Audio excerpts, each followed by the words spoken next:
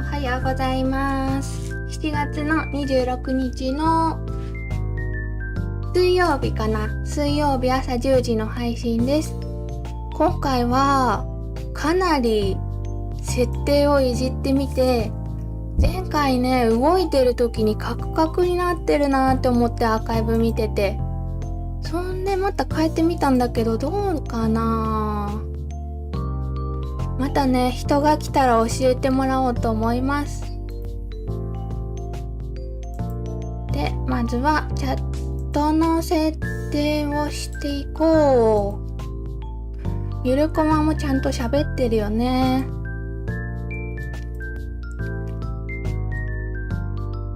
あとはね、まだ画面を全画面にしてみた。こっちまで映るようにね。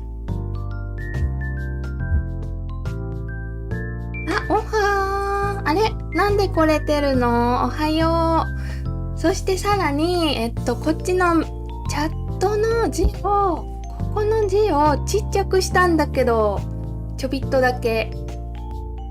どうかな？おはようございます。無音で見に来てくれてありがとう。結構いろいろ変えた。歯医者さん終わったらまた来ます。歯医者さん頑張ってね。頑張って。今回はまず音質は良くなってないかもしれないんだけど、音をでかくして、そして画質もコーデックを変えるやり方を調べて変えてみて、でついでに、画面を一番こっちまでにしたのと、チャットの字をちっちゃくした。私の配信ね、老眼の方が多いからね字をでかくした方がいいかなって思ったんだけど、それだとね、全部読み切れないっていうか、自分が読んでるとこがだいぶ遅くなった時にさ、古いやつが流れてっちゃうんだよね。で、字をちっちゃくしたんだけど、画面大丈夫？よかった。旦那に病院前の予約を頼んだ。そうなんや。病院前の予定を頼んだ。旦那さんに予定を押し付けてコマリンレジンを見てくれてる押し付けてって言うなってな。ありがとうございます。どこに置こうかなこれ。どうしようかなこれ。ちゃんとチャットが見える場所にしたいな。まあね、もう設定をね、とにかく調べていじってしまくってた。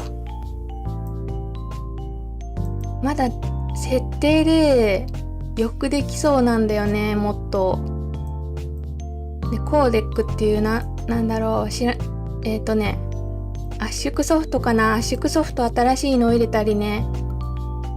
めっちゃ頑張ってた。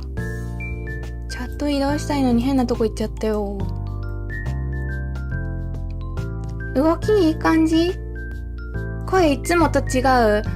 これね、多分私の声自体がおかしいのかもしんない。私ね、昨日さ、インスタストーリーズを見てくださった方ならわかると思うんだけどね、昨日お祭り行ったんだけど、お祭り行ったらすんごい疲れちゃって、で、早速キーワード出すんだけど、おそらく私今夏バテになっちゃって、昨日祭り行ったせいで早速出すんだけど、今日もプレゼント企画します。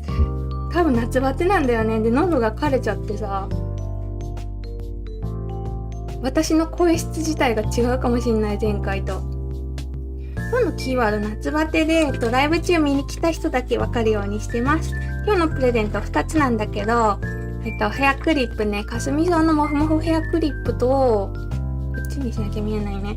あとね、宇宙玉のこれはね、試作品なんで、前回作ったやつとちょっと星とかが違うやつ使ってるんだけど、キラキラとかも入ってるんだけど、試作品のこんな感じのチェーン、バックチャームになるのか、これなんだろう。これを2個ね、今日のプレゼントにしたいと思うので、この後インスタストーリーズでご応募ください。はい、ローさんです。お返事が来てるね。はようございます。いや、声違いますよだよね。おはようございます。今日も暑いね。朝からすんごい暑くてびっくりした。で、今日はさ、私もう普段自分がやってる制作をそのままやろうかなって思ってるんだけど、もうずっとさ、春からずっとかすみ草のアイテムのリクエストがめっちゃ多かったんで、とりあえず、配信始まる前にかすみ草をこんだけつけたんだけど、まあこれを全て使おうと思う、この配信で。今から、イニシャルとかすみ草のイニシャルとヘアクリップ作ろうと思うんだけど、多分ね、モールドに流して型から出して、そこで多分12時ぐらいになるから、そんで終わると思う。この色も使う予定の色全部もう作ったんだけど、昨日の夜にね、これは余裕があったら海のモールドも、海のイニシャルも作りたいから、ちょっと海も準備してるんだけど、まあそこまでいかないかもしんないって感じでね、やっていこうと思います。で、この色はまだ登場しないんで、一回避難したいね、どっかにね。色避難しよう。おはようございます。コメントありがとうございます。はい、押し付けました押し付けた。いい旦那さんだ。頑張った、すごい頑張った。設定を調べまくった。またで、コーデックってやつ変えて、前回の配信はこう手が動いてると、動いてる間カクカクになってたんだよね。それが多分改善されたんじゃないかなって思ってるんだけど、これね、実際配信してないとわかんないんだよね。まあ、とりあえず作りながら喋ってこっかな。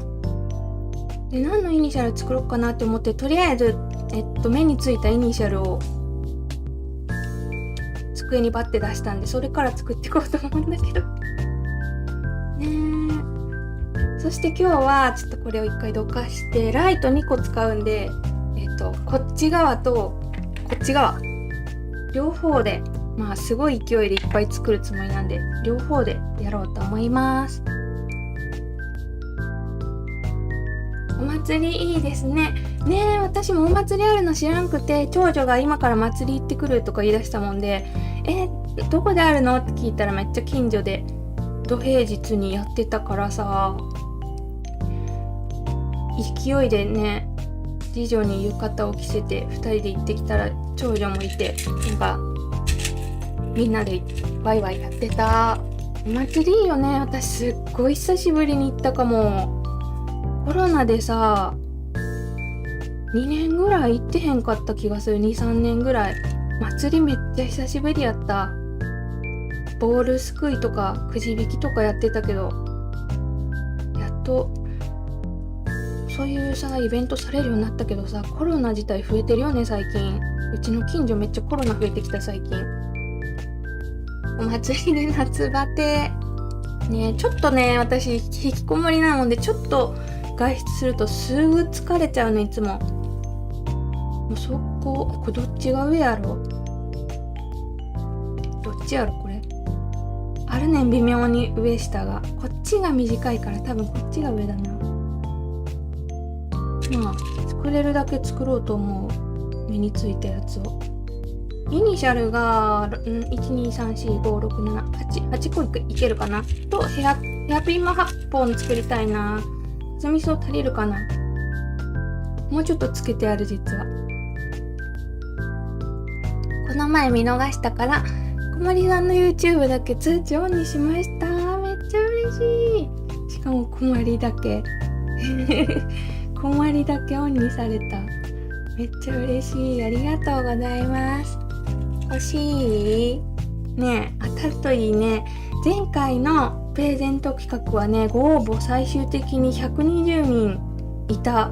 もっと減るだろうなって思ってたんだけど、インスタでやってた頃は200人とか、多い時260人ぐらいご応募いただいてたんだけど、前回の応募は120人で結構多かったよね。で、画像全部刺さったんで、まずはイニシャルモールドにヘアピンとイニシャルを作る時のね、ルーティーンがあるんだけど、最初にもう全部なんか歪んでるな。取れちゃった。全部モールドにイニシャル半分レジンを流す、すべてに気泡抜きたいからね、とりあえずもう半分いく。かすみ草を入れるんだけどこの後ね、その前に先に半分だけ入れる。私ねこういう豪快な作り方をするもんで、匂いがちょっと待って、K がおかしい、絶対反転してないもん。おかしくない？ K なんで反転してない？こっちだね、多分正解は。私ね一気に豪快に作るもんで匂いのあるレジンが無理なんだよね。匂いが強いレジンで一気に何十個って作ると部屋がクサクサになっちゃうって感じなんで、この作家のためのレジンぐらいが限界かなって思ってる。あと流していく。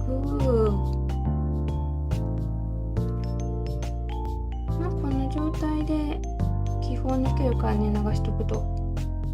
この状態で、まず置いてこっちに避難 C のヘアクリップやろうかなって思うんだけど、これを置いとく状態でね避難してみんなでヘアクリップやろうかなとね。宇宙玉可愛すぎる。やったー、宇宙玉さー。今外に干してある。外っていうか窓際に。これが前の制作で作ったやつ。こうやってさ、前の配信で見せてた時もぼやけちゃってたんだよね、画面が。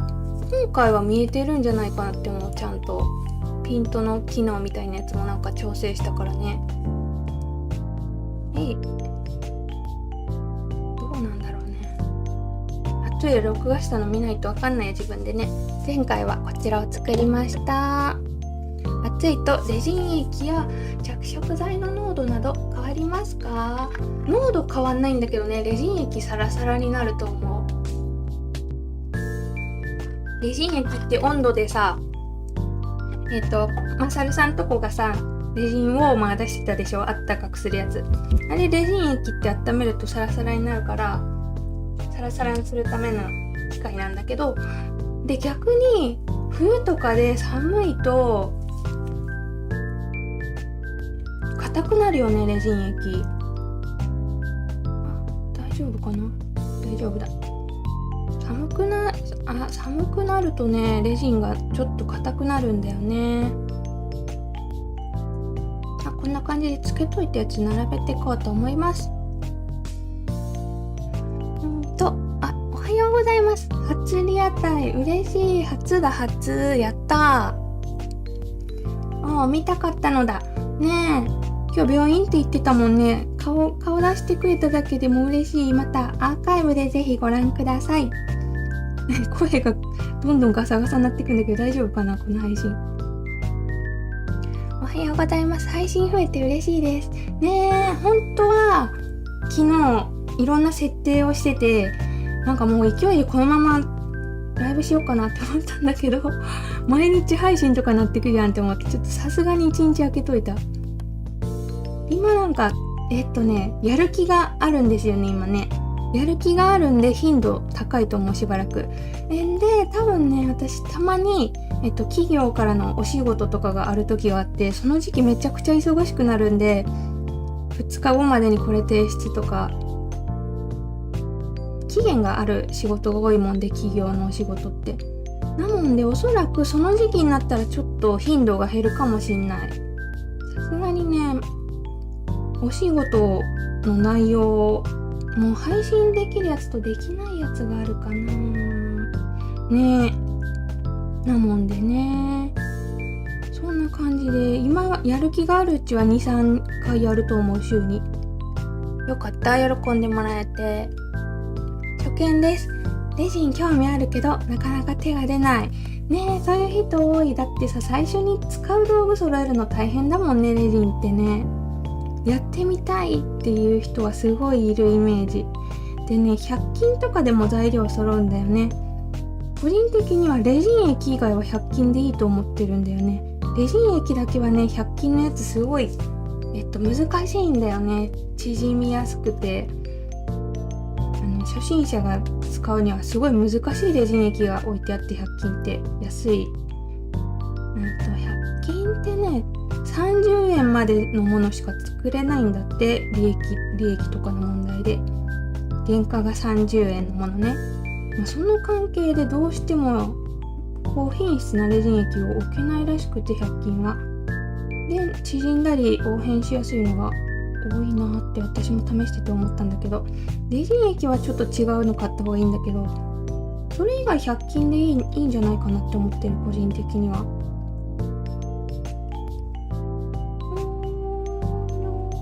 おまりさん、おはようございます。あ、おはよう。コロコロコロコロだ。おはよう。コロコロ。ありがとう。ゴミ捨て2往復で朝起きれんかった。ゴミ捨てね、しんどいよね、ゴミ捨てって。早く出さなきゃダメなとことかあるしね。おはようございます。ゴミ捨てを2往復して疲れたってことそれは私よりやばいかもしれん。おはようございますのコメントもありがとうございます。奥様、おはようございます。奥様、あらやだ。おはようございます。朝からありがとうございます。そうだ、レジン液と着色剤混ぜて硬化した後のものにのせていくと微妙に分離するんだよね。ね、分離はね、分離ってさ、着色剤によって変わるんだよね。しやすいやつとしにくいやつある。しやすいやつ、100均のやつとかめっちゃ分離しやすいイメージあったけど、これね、分離するのは着色剤のせいというか質なんだよね。レジン液は作家のためのレジンで、宝石の雫か。ちょっとしやすいよね。清原よりはしやすいイメージ。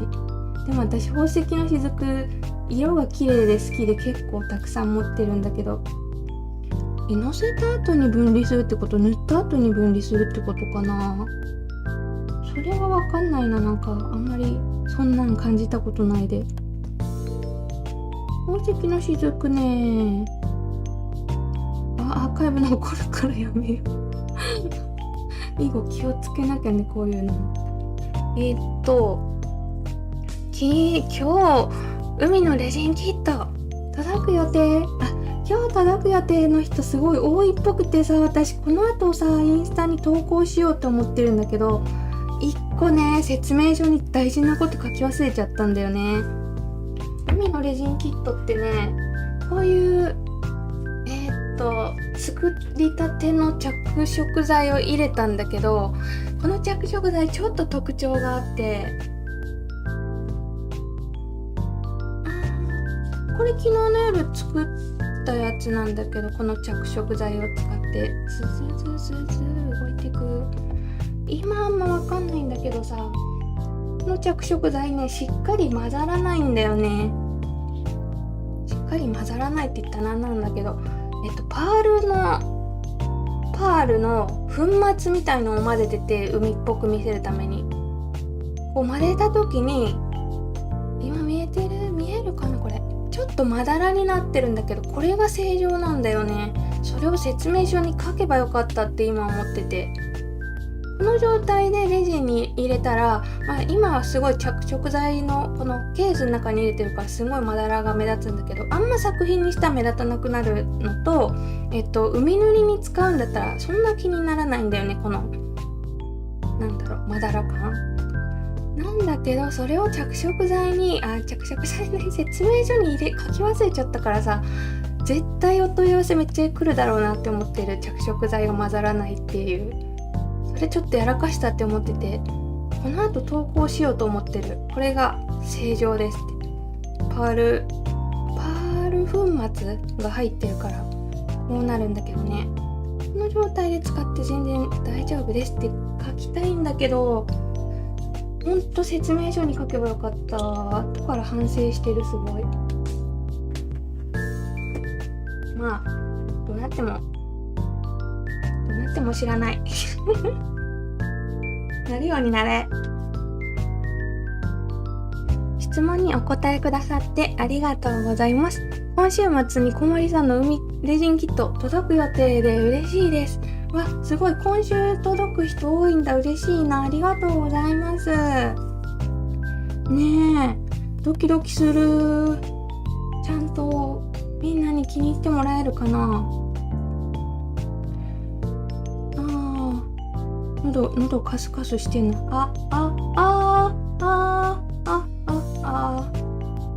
っと発声練習だからさ、昨日じゃない、おとついか、昨日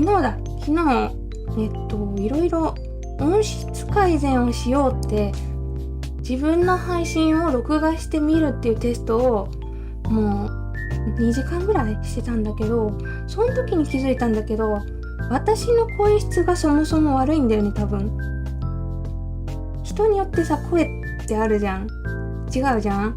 その私の声自体があんまり音質が良くないって気づいて、私の声がそもそも配信に向いてないっていう結論に至ったんだけど、声がねあんまり良くないって思いながらさテストしてた。やる気スイッチポチポチポチポチ、やる気スイッチ、ちょっともし今ね見ながら制作してる人がいたらやる気スイッチをポチしますよ。ポチ。おはようございます。出遅れました。まだ始まったばっかかも。比較的今回もありがとうございます。また来てくれて嬉しい。今日はもういろんなものを普通に販売品を作ってるんで、いろんなものをバーって作ろうと思う。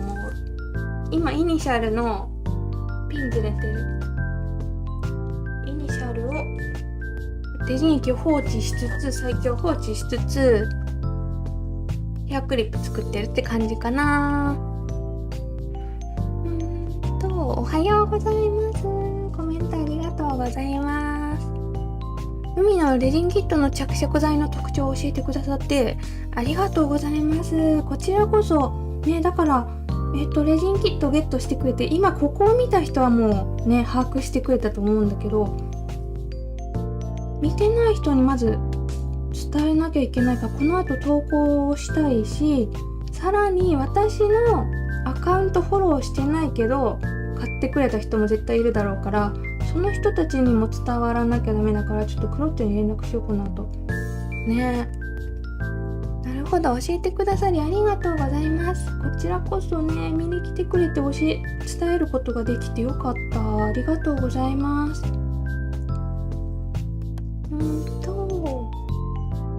配信初めて来ました。ショートを見てて主さんの作品大好きです。めっちゃ嬉しい。ショートね見てくれる人多くて嬉しい。ショートちょっとあれだよね、私許さないとか言ってますこのやつなんだけど許さない作家なんだけど、ありがとうございます。配信まで来てくれるのめっちゃ嬉しいな。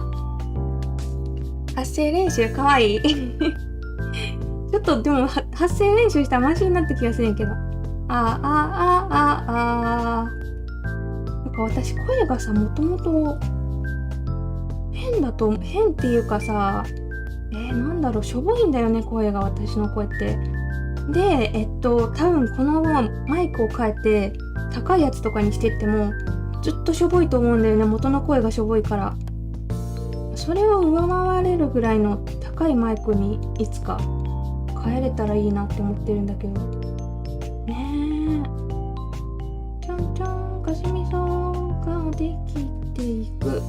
でまずこっち1個入ったでしょ、これ固めるかな、どうしようかな。いやこのままでいいな、まだいい。これはちょっとギリギリこの辺に置いといて、でもう1個やってこうで、今日はさカメラに映ってる範囲で作ろうと思うから、本当はいつもこの幅の倍の幅を使って制作してるんだけど、そうすると効果がちょっとややこしくなってくるかな。やってみなきゃわかんないな。ねえ、清原の着色台使えばいいのね。自分が持ってる中では、作家のためのレジンはもちろんレジンに入れてあるんで分離はしにくいよね。絶対分離しにくいんだけど、何時間か置いたら使う直前に混ぜる必要はあるけど分離はしにくい。で次に清原の色ドロップがいいかなって思ってて、星の雫ね、濃度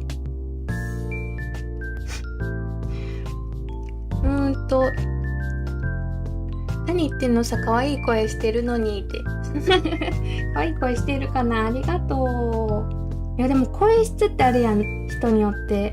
クリア感がある人とかさ、奥行きがある人とかいろいろあるでしょ。私ちょっとカスカスやもんで音質の悪い声をしてるんだよね。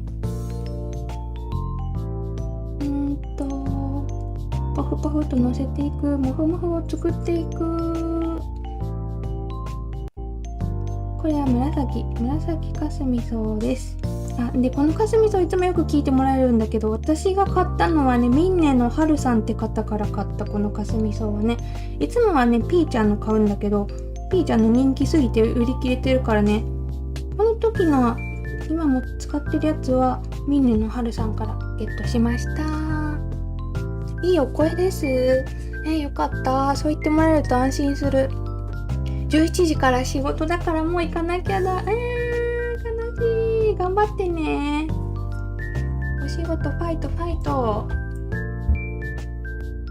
なんか泣いてて可愛い。シリカモールドにピン刺すの楽器的で合ってる。楽器的なので真似しようと思って作ろうと思ったのに、ニトリの手袋が手汗で入り辛くて無理やり入れようとしたら破れた。泣きたい。ニトリの手袋が手汗で入りくて、私も今すごいよ手汗。うわーべちゃべちゃ。何が破れたんだろう。ニトリが破れたんかモールドが破れたんか、どっちだろう。泣きたいね。泣いてもいいよ。ショートの許さないが大好きでね。そう、許さない好きって言ってくれる人めっちゃ多くて嬉しい。これからも許さない作家としてやっていこうと思う。本当にね、ずっと戦ってるからね、気泡とか傷とかとね。コメ読んでくれてありがとうございます。こちらこそコメントありがとうございます。やっぱさ、YouTube ライブ始めて今2日目なんだけど、2回目の配信なんだけど、さすがに10年ぐらい、もしね、仮に10年はちょっと言い過ぎ、5年ぐらい続けたら見る人めっちゃ多くなると思うんだよね。そうしたら全部読めなくなると思ってて、今絶対読めるうちに全部読みたいなって思ってる。でこれ全部読んでるつもりなんだけど、私が今コメントビューアーってやつでコメント見てるんだけど、もしかして見逃しちゃったりしてるかもしんない。それね、もしあれ書いたのに画面に出なかったら、パソコンの画面出なかったらね、多分エラーで届いてないんだけど、それは多分判別できると思うんだけど、パソコンの画面に自分のコメントが出たのに読まれなかったって思ったら、私が多分見逃しちゃってるからね。そうなったら申し訳ない。これは私はこの後の自分の動画を見直すときに全部チェックしていくんだけど、自分がちゃんと全部読んでるかちょっと見逃しがもしあったら申し訳ないんだけど、本当今のうちに全部読みたいと思ってる。だからね、どんどんコメントをしてやってください。ありがとうございます。でもね、結構発覚したことが、みんなテレビで見てくれてる人多いんだよね。だからテレビだとさ、コメントするのにリモコンを開いて、リモコンでボタンをポチポチってめっちゃ押すらしくて大変みたいで、テレビの方はね、本当コメント無理せずにまったり見てもらえたらって思ってます。ありがとうございます。みんな許さないのこと書いてくれてる。許さないが好きなんです。わかると思いつつ何回も見てますね。私も許さないツボです。やったー、許さないが好評だ。これからもね、許さない人でいこう。小森さんの声も話し方も癒されるし、聞き取りやすいですよ。わあ、優しい。ありがとうございます。声が普段あんま喋んないんだよね。普通の日常生活で子供に怒る時ぐらい喋るの。そのせいで声帯が弱いんかわかんないんだけど、声がヘボい。これ配信頻度上げたらもしかして声も変わっていくかもしんないよね。でさ、よくいろんな配信者さんの動画をさ、昔から見てると思うんだけど、人間って年取ると声の高さが下がってくんだよね。どんどん低くなってく。私も若い時よりはだいぶ下がってると思うんだけど、そこが下がらないように頑張りたいよね。今私アラフォーなんだけど、10年後ぐらいにもっと多分下がってるかもしれないから、そこを下がらないように意識していきたいなって思ってる。あと最後ピンクがちょうどいいかな。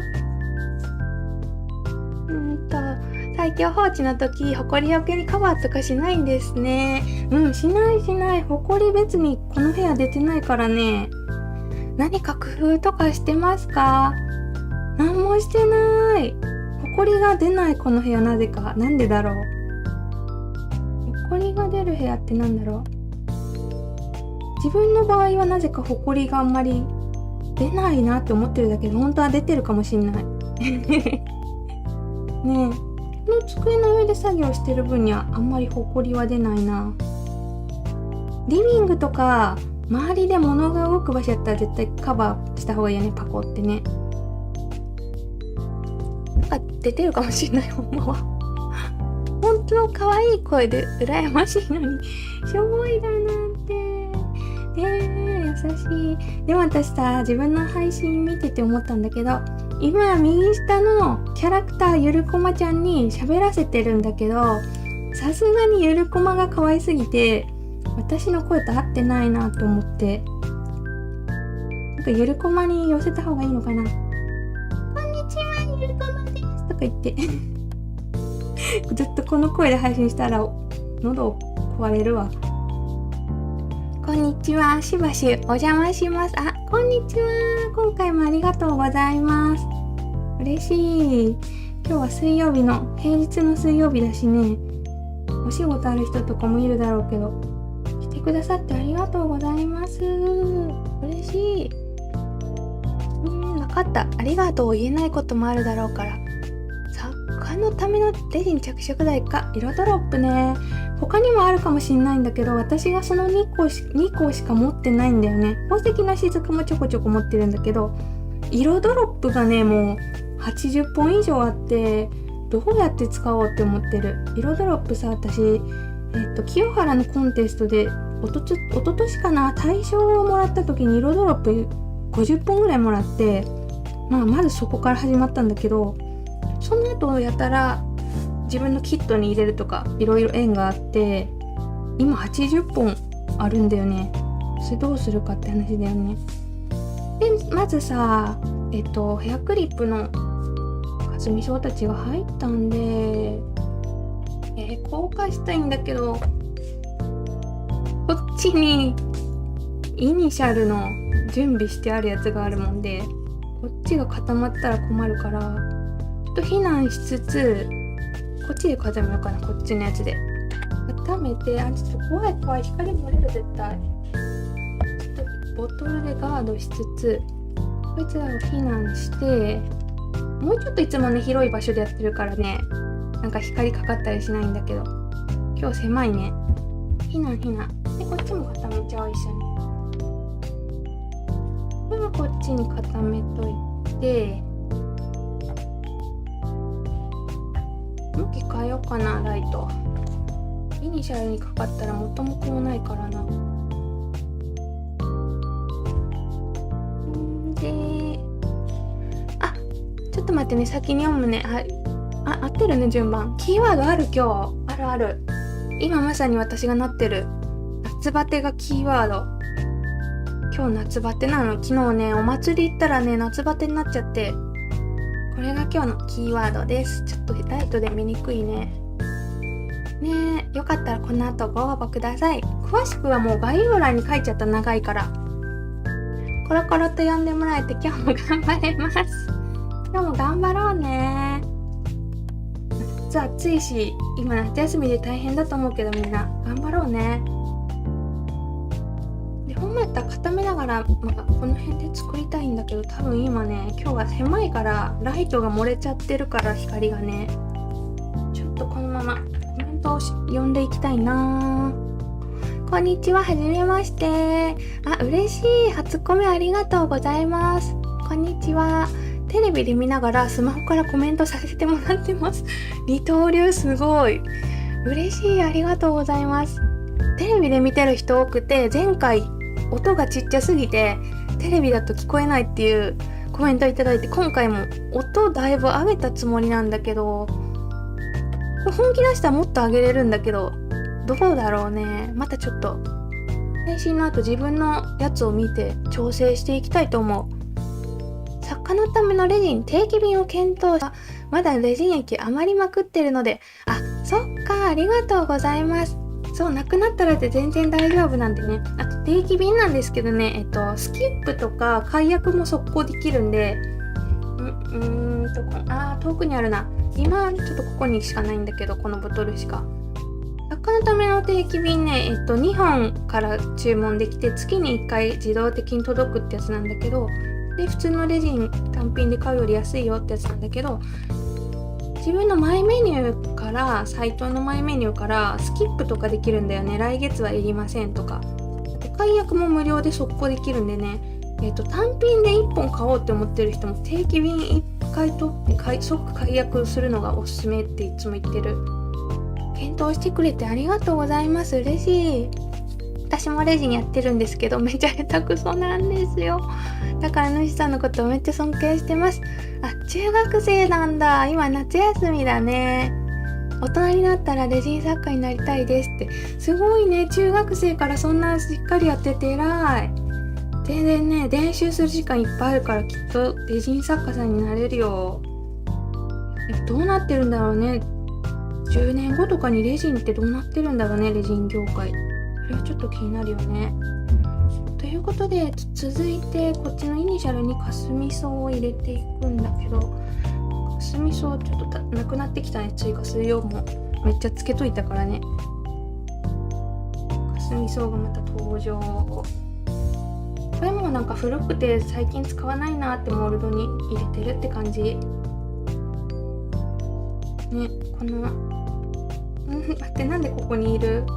抜けちゃってる。後から刺してもね、比較的いけるからね、液入ってても。プシュッと刺して、穴どこ？オッケー。で、針が歪んでるんだけど、固めるときにこう押さえながらやればね、大丈夫だから、歪んでても気にせず作っていこうかなって思います。作る。アラフォーなんですか？そうそう。多分今年39だと思う。多分忘れちゃうんだよね、自分の年齢。このぐらいの年になるとね。多分39今。場所がもっとこっちの方が見やすいね。お若いと思ってましたか？にやり。ゆるこまと合ってる。よかった。出遅れました。いらっしゃいませ。出遅れ、そうだな。これ今中盤ぐらいかな、きっとね。どうかな、どんぐらいね。でもカラー流すとことかもやるからな。今日もこまりさんのレジン見ながら、昨日爆買いした布レポート作ります。ねえ、布ゲットしててよかった。前回私があげよっかって言って探したらさ、布見つかんなかったやつ、ちゃんとね、お店でゲットできてよかった。わー、汚い。なんか、かすみ草、つけ時間長くなってホロホロになっちゃってる。配信前にだいぶやってたからな、いろいろ。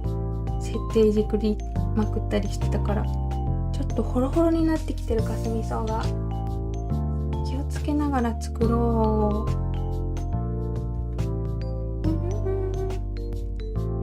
色ドロップってそんな色数出てるんですね。いっぱい出てると思うけど、私の場合同じ色もいっぱいあるの。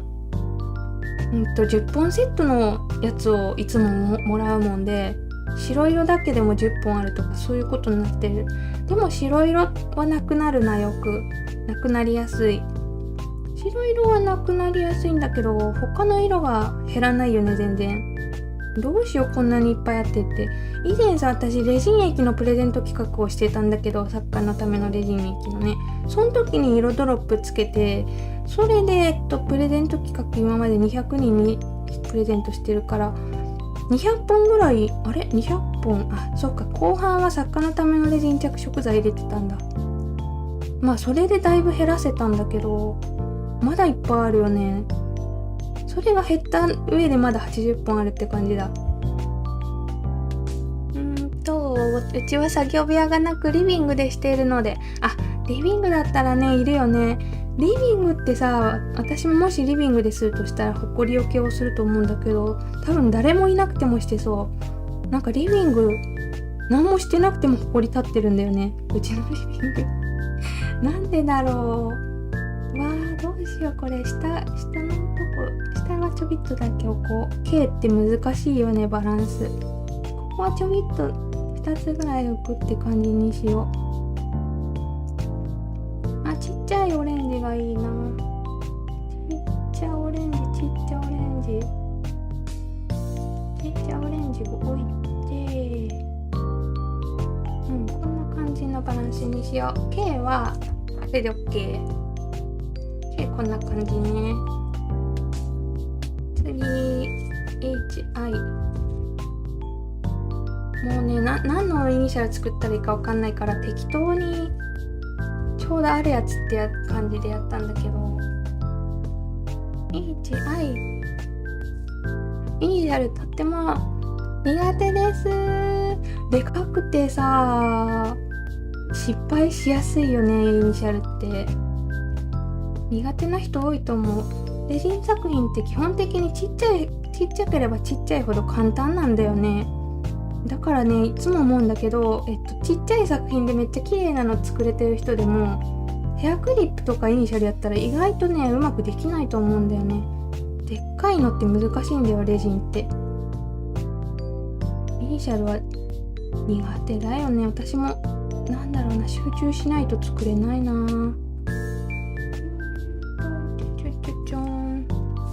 やばい、遅れてきてるね、私ね。私いつもアルミホイルでマステを貼って光が出ないようにしてます。なんか一回ガード、そういうさ、ガード的なやつ作ろうかなって考えたことあった。ガード壁みたいなやつ。アルミホイルでやったら光反射するし良さそうだな。なんか作ってみようかな。ケラッタのライト使うときアルミホイルで蓋してます。あ、そうなんだ、みんなしてる。もしかして私も蓋を作ろうかな、次回から。ケラッタのライトいいよね。私ケラッタのライト寿命来てさ、これピンクじゃん。寿命が来てね、もう光弱くなっちゃったから新しいの買ったんだけど、今もうケラッタのライトが恋しい。よかった、ケラッタのライト。よく言えば電源のオンオフボタンがついとってほしかった。それがついてたら最強だった。今線抜かなきゃダメなんだよね、ブチって。その線抜く作業で劣化してくから、線がオンオフボタンつけてほしい。 iPad で見ています。iPad か、いいね。 iPad やったらコメント打ちやすいし画面もでかいし良さそうだな。おはようございます。今見ました。おはよう、ありがとうございます。今来てくれたね。コメント若干遅れてきてるよね、これね。仕事前にキーワード知れてよかったです。もう一回出しとこう。キーワードじゃじゃん。夏バテ、今夏バテしてるからね。よかったらご応募ください。もし夏が漢字になってたりバテがひらがなになってたりとかね、そういうちょっと違うやつは全然正解にしてるんで、とりあえずライブ見てたって分かれば全然大丈夫なんでね。夏バテで応募してください。ちっちゃい子も入れたい。ちっちゃいやつ入れて、でライブ配信初めて見られました。嬉しい。お初ありがとうございます。チャンネル登録してます。やったー。ちなみに今作ってるやつだけど、私チャンネル登録が2万人になったら YouTube 限定販売会やろうと思ってて、 YouTube コミュニティっていうなんだろう、インスタの投稿みたいなやつができる機能があることに先日気づいて、そこに販売 URL を貼るって感じで YouTube 知ってる人しか買えない販売会をちょっとやってみようかなと思ってるんだけど、そのために今作ってる、もう2万人に向けて作りまくってる。なんだろう、もし私の作品見てみたいかも、実物で見てみたいかもって思ってた人はね、それをチェックしてもらえると嬉しい。私いつもインスタグラムで販売をしてるんだけど、ヘアクリップなんかはね、だいたい30本出品したやつが 1分でなくなるんだよね、いつもね。結構競争率が高い感じなんで、そっちの YouTube 販売会やったらもうちょっと緩やかに販売ができるんじゃないかなって思ってるんだけど、どうなるだろうね。ちょっとやってみないとわかんないんだけど、とりあえずその2万人に向けて作品作りまくってる今は。花びら壊れちった。でさ、もうこうやっていっぱい作ってるとさ、自然に最強放置ができてるんだよね。なんでね、私の作品は気泡がないんだけど、気泡がないっていうか、まああるんだけどあんまわかんないっていうかね、気泡が抜けてるって感じ。前回のテレビ音量35まで上げたけど、今回は普段と同じ12でちゃんと聞けてる。よかった。普段と同じってよかった。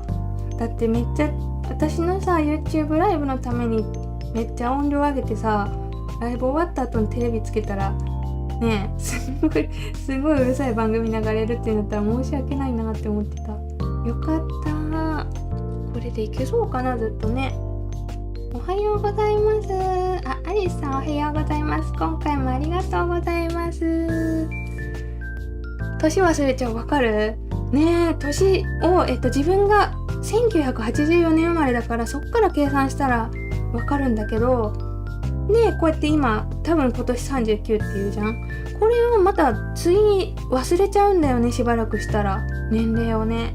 私ね、一回自分がなぜ年齢を忘れるかっていう考察をしてたんだけど、一人で暇な時に多分現実逃避しようとしてるんだろうなと思って、脳みそがもう自分は年なんだよっていうのを受け入れられなくて、自分の脳みそが年を覚えることを拒否してるんだろうなって思って、そのせいで覚えれないんじゃないかなって自分でこの前考察してた、一人で忘れるよね。こまりんさん美人だから、美人ですかね。ありがとうございます。ちなみに私の顔面は、過去の動画のホビーショーの配信で見れるんだけど、まあマスクはしてるんだけどね、雰囲気が伝わるかなって思う配信じゃない動画を見ていただいたらね。ほぼ同世代わらそうそう、大体多いよね、年齢近い人。ハンドメイドしてる人って4、50代とかが多いし、最近はもう60代とかね、老眼世代ってよく老眼世代私のね視聴者さん老眼の人がめっちゃ多いんだけど、最近はお孫さんいる人とかもすごいいっぱいいるって思ってる、私はね。いろいろこうして作っていくのはすごいね。いつもよりちょっと少ない。いつもよりはこの配信に入る机の幅の限界があった。いつもはこの倍のスペースでやってるからもうちょっといろいろ作ってるんだけどね。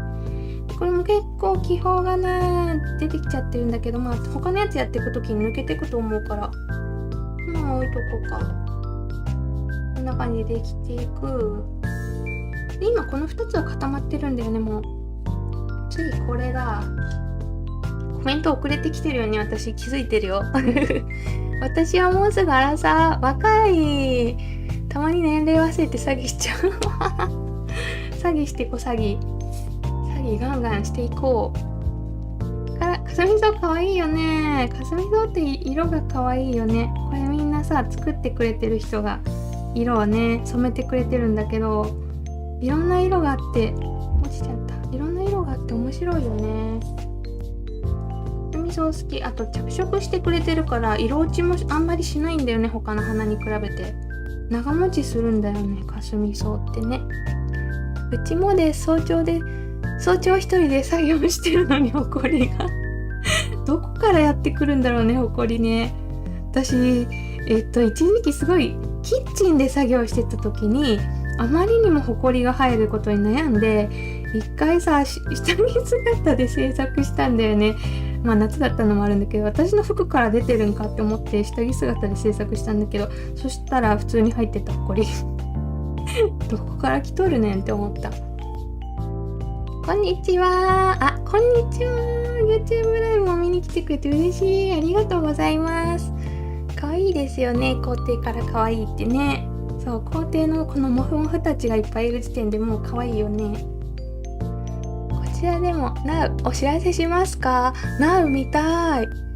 48分は7分遅れてる。ただね、 YouTube ライブって私最近気づいたんだけど、自分のこのパソコンに映ってる画面が実際に配信画面に出るまで最後 10分ぐらい差が出てたんだよね。なんでこのね YouTube ライブは自分のパソコンでプチって配信切った後もその後10分ぐらい配信が終わってないんで、その間私ずっとコメントで返信をするようにしようかなと思ってね。今後ねコメント欄に現れますのでね、終了後は。でそれで最後まで見れたらなって思ってる。なんか時差が生じるんだよね YouTube ライブにしても遅れてるね。全部読めてるかな、コメント。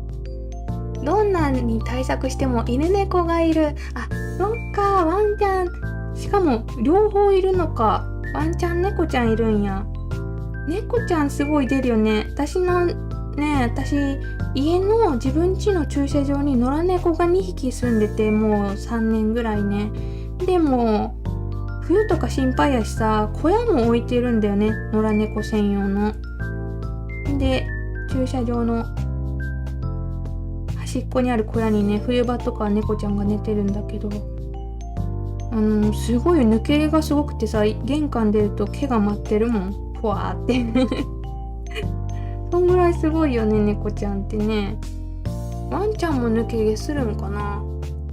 好きなおすすめ聞いてほしい。イエローモンキーの曲とイエモン思い出、イエモンエピソード。好きなおすすめ。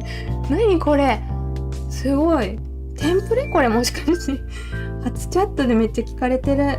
イエモン好きな人でしょ、きっと。イエモンはね、なんかの主題歌やった歌が好きやった。歌おーってやつ、歌。あとちょっと後半が長くて読めない、ごめん。どこ行った。前回昔の娘の部活をお迎え行ってたらライブ終わっててもう少ししたら息子のお迎え行かなきゃだからまた終わりそう。すごい、もうお迎え三昧だ毎日。お疲れ様です。今回でもね、この後カラー入れてくし、もうちょっと時間かかると思う。いいわ、こんな感じ。どうしよう、ここにも置くか悩むけどなしにしよう、あえて。どうしよう、ちょっとめっちゃ悩む、バランスいいに関してはむずい。どうしよう、いい、どうしよう、むずい。どうしよういい、何も考えず入れてたけどむずいぞこれ。どうしよう、いい、むずいぞ。いますか、いいがつく人。むずい。こんなもんでいいか。ちょっと後でカスとかは取るとして、F はF 何色にしよう。ピンクにしよう。ピンク F ピンク。もうちょっとこっちにしないと見えないね。よいしょよいしょ、引っ越し。キャラッタライトいいですね。効果風量なくなってほっとしてますね。私も今まで使った中でキャラッタが一番良かって、でもいろいろ試してる最中だから、ちょっと次違うやつをこれを買ったんだけど、やっぱキャラッタの方が良かったからちょっと恋しくなってる今。でも前のキャラッタもちょっと使いすぎてね、光弱くなっちゃったんだよね。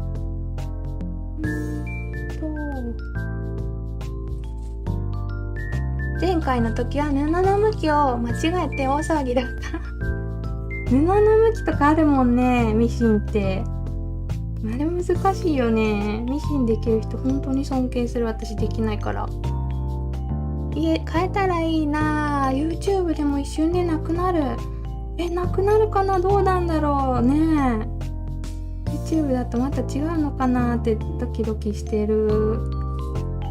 ちょっと頑張って作りますね、いっぱいね。7月17は お父さんの誕生日、7月28私の誕生日、7月19職場の職員さんの誕生日。めっちゃ集まってる。誕生日おめでとうコールメッセージください。お誕生日おめでとうございます。お父さん、パグ大好きトン吉さん、職場の人おめでとう。これ大丈夫？この人さっきからめっちゃ長いコメント打ってるけど大丈夫？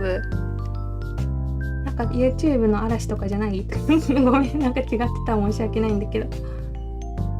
特刊ですもんね。人気があるからね。ありがたいことに売れるんだよね、全部ね。最強放置はちょっと待ってね。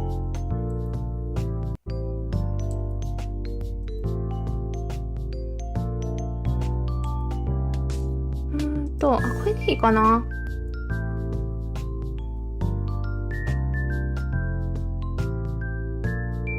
できたかな。 OK。 最強放置は何分ぐらいですか？私長い時はね、もうすごい気泡が出ちゃってる時とか一晩ぐらいするんだけども、このかすみ草はあんまり大きすぎるとホロホロになるからな。1時間2時間が限界かなね。ピンクのやつを並べていって2万人のうちの何個かね。YouTube って多分欲しくて見てる人はそんないないと思ってるんだよね。私レジンを作ってる人が見てるイメージがあって、インスタグラムは買いたくて見てくれてる人が多いんだけど、 YouTube はあんまそういう感じを感じてないからね。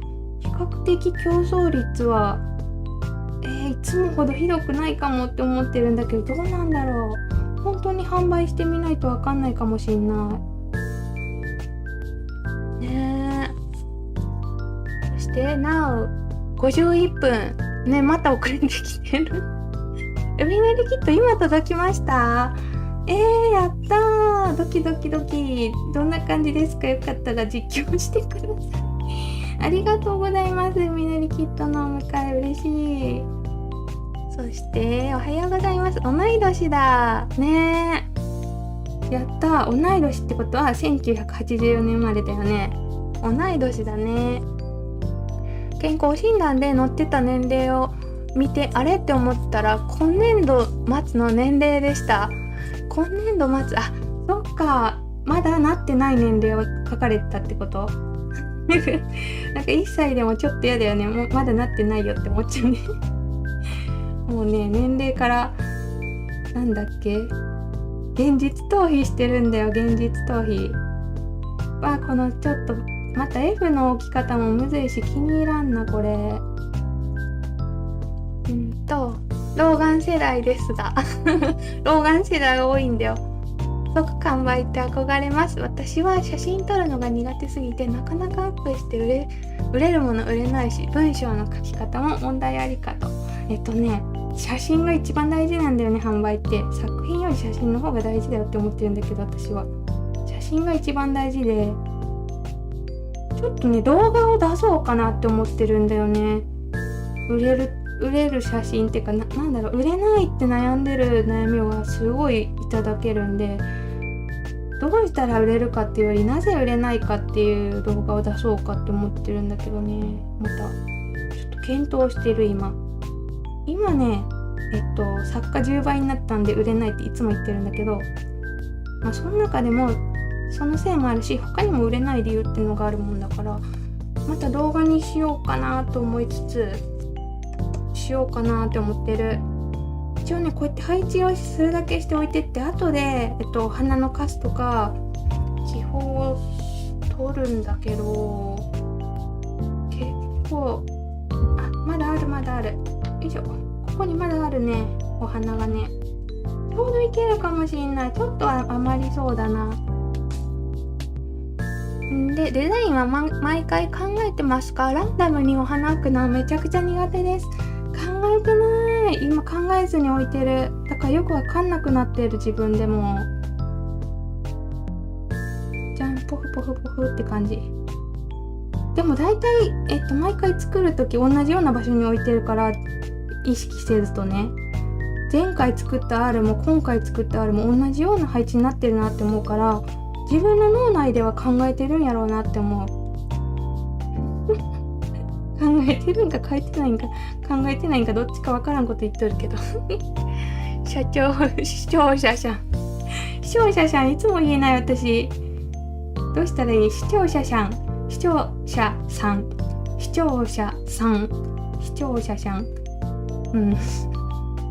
言えないっぽい、これ、永遠に。いつものことだけど少しか可愛いって言ってもらえるって大丈夫かな。ありがとうございます。この前着色剤を着色剤もちょっとね、なんか謎のツボにはまって言えなくなってたよね。着色剤。今日は大丈夫だ。前回じゃない、この前ダメやったね。この花びらだいぶ崩れてるけど大丈夫かな。ポフポフ。ちょっと壊れすぎだな。これはやめとこう、使うの。で、代わりにこっちのやつ使おう。難しいんだよね。ろれつも悪いんかもしんないね、私ね。で、こんにちは。で、遅れた YouTube ライブって通知来る設定とかあるんですかね。あるのかな。あると思う。誰かが通知から来ましたって言ってくれるから。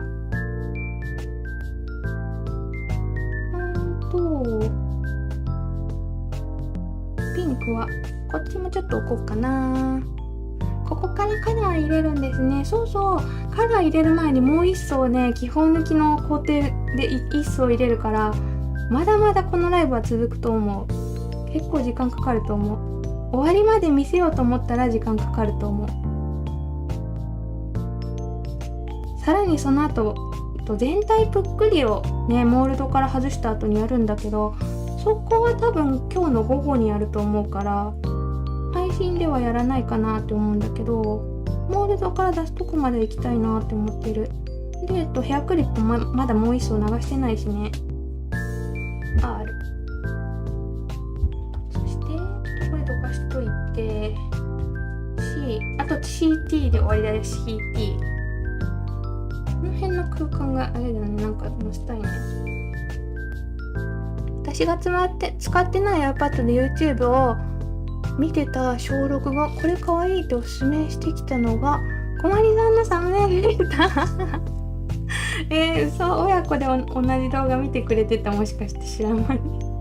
めっちゃ嬉しい。小6の子が見てくれてるんだ。嬉しいな。小6ってね、私の長女と一緒だ。年やったー。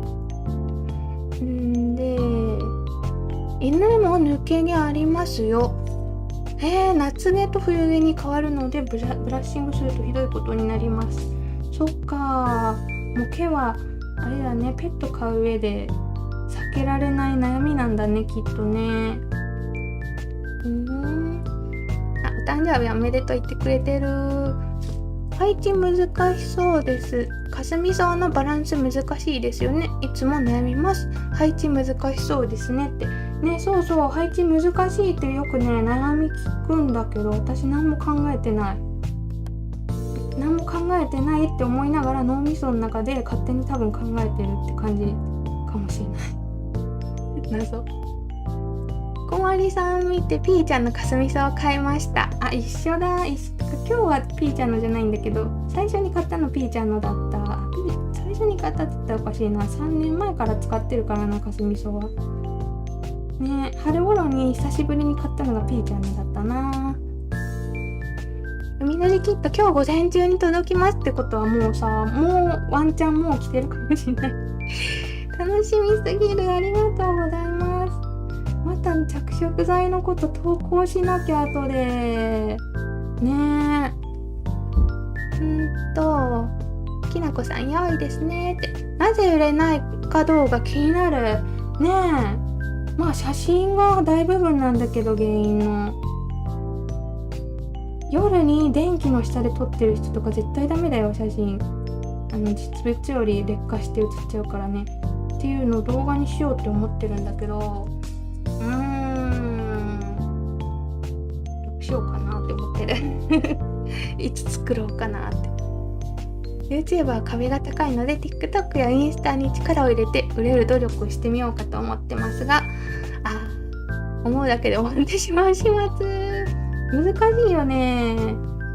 TikTok はね、あれ売るためにやるものじゃないと思ってる。私は売る層は少ないかなって思ってる。自分がコメントいっぱいもらって思うのが、学生さんが多いから TikTok ってすごい若い子がさ、欲しいくださいとかコメントしてくれるんだけど、若い子が多いなって思ってて TikTok で、TikTok って欲しい人が見るより作りたい人が見てくるんで、別に販売にはそんなつながらないんですよね。インスタなのかな。それよりなんか SNS よりアプリでね、出品毎日し直した方がいいと思うんだけどな。難しいよね。ミンネもオープンしたんだね。そう、もう私いろんなとこに出してる。いろんなアプリに出すとさ、見る人もいる層も全部違うからね、いろんなとこに出すのも大事かもしんない。作業言えないのかな。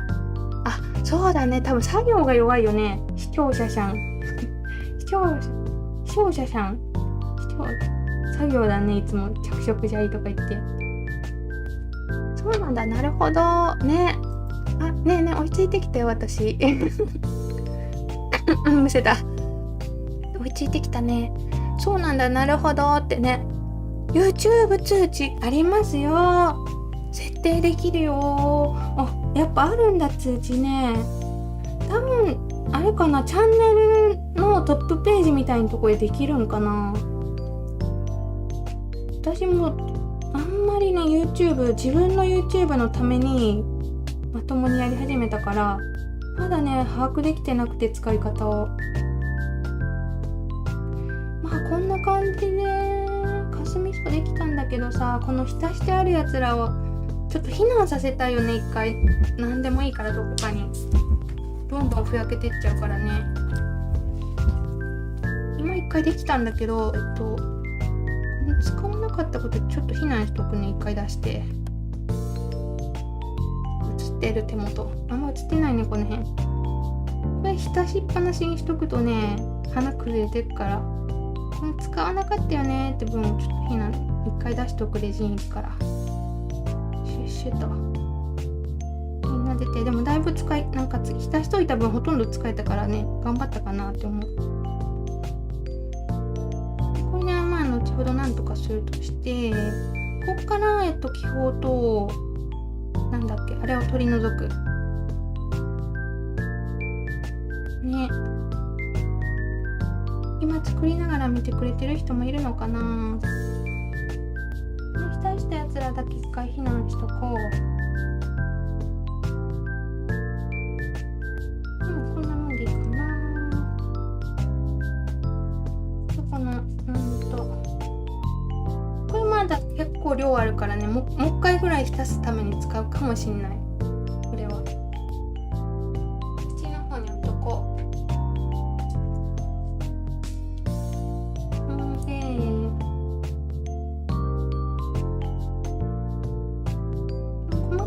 あんまり取っとかなくても、ずっと浸しといても形崩れないんだよね、つぼみみたい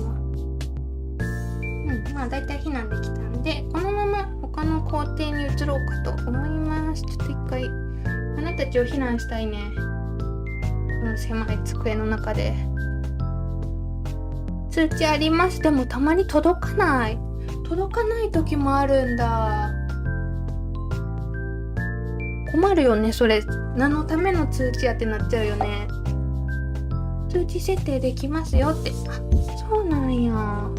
こんにちは、いつもショートを拝見しています。私もレジン作品少しずつ販売を始めました。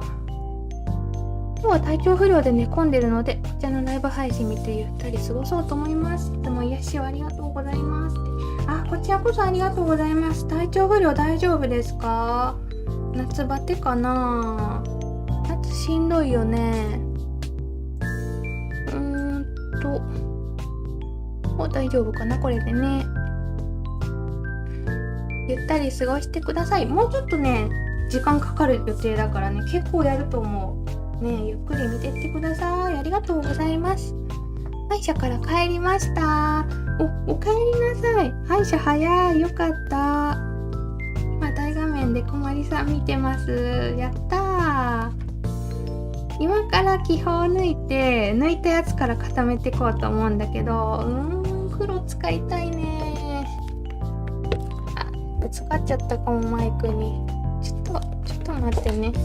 黒いやつ使いたいな。黒板を使いたい。気泡抜くんでね。気泡を抜きたい。黒板に置く。こっち向きのがみんなが見やすいかな。いや、こっちでいいか。黒板に置いて気泡を抜く。側面などりもやり忘れてたけど、だいぶ時間置いたから大丈夫かな。もうこっからひたすら気泡を取るって感じ。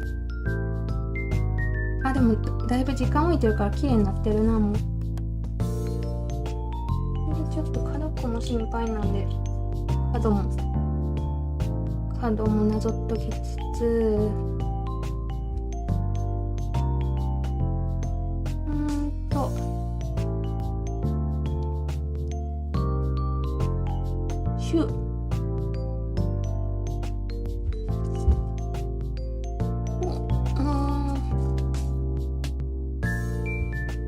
これでこいつは大丈夫かな。で固めるんだけどさ、この画鋲をまっすぐにした状態で固めたいんで、この状態手で押さえながら固めるって感じかな。最初の10秒ぐらいだけ持っとけば大丈夫かな。みんなの言ってるアルミ蓋使ってみようかな。また遅れてきた。体が覚えてる感じなんでしょうね。私の体が覚えてくれてるんかな。この辺に置けっていうのをね。小森さん、皆さんこんにちは。待って、YouTube に置くの、インスタにさ通知するの忘れてた。今思い出したけど、毎回インスタライブ中はインスタストーリーズに通知しますとか言ってシェアするの忘れてた。やばい。どうしよう、忘れてた。助けて。今からシェアしても許されるかな。シェアを今からします。忘れてた。古いバナどこ？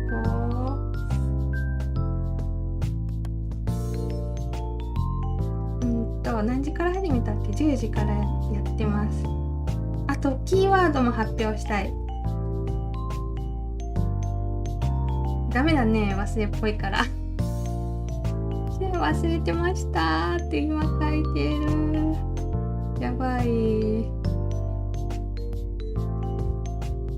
今シェアする。やばい、忘れてた。やるの一番最初にやろうと思ってたのに。そしてキーワードはね、今日もプレゼント企画をやってます。今日のプレゼントは宇宙の玉のチェーンとヘアクリップです。キーワード夏バテです。よかったらね、この後ご応募ください。詳しくは概要欄に記載してます。忘れてたよ、シェアを。もう何時間経ってるもん。普通に忘れた。写真撮るの億劫になってしまう。私もう下手したら写真の方がね、作るより大変な時とかあるんだよね。なんだろう、さあ撮るぞって思うまですごいパワーがいる。作品作るより天気とかも大事だしね。これも結構花びらほろほろってるからね、花びらの箇所を取っていこう。今回霞草の花をつけてから使うまでの時間結構かかっちゃったから、お花がねみんなホロホロ気味やで気をつけなあかんね。このバランスちょっと変えたいかも。もうちょっとこっちに来てほしいかも。こんな感じでちょっとバランスも変えつつね。イニシャルたちも多分 YouTube2 万人記念販売会で出すはず。いつ2万人になるんだろう。 YouTube ってさ、毎週1週間経つとなんとかレポートっていうのが作られて、そこで、今週増えた登録者さんは何人でしたとか言ってババーンってくるんだけどね、先週がね580人ぐらい増えてたから、1ヶ月後ぐらいに2万人になるんかなって思ってるんだけど、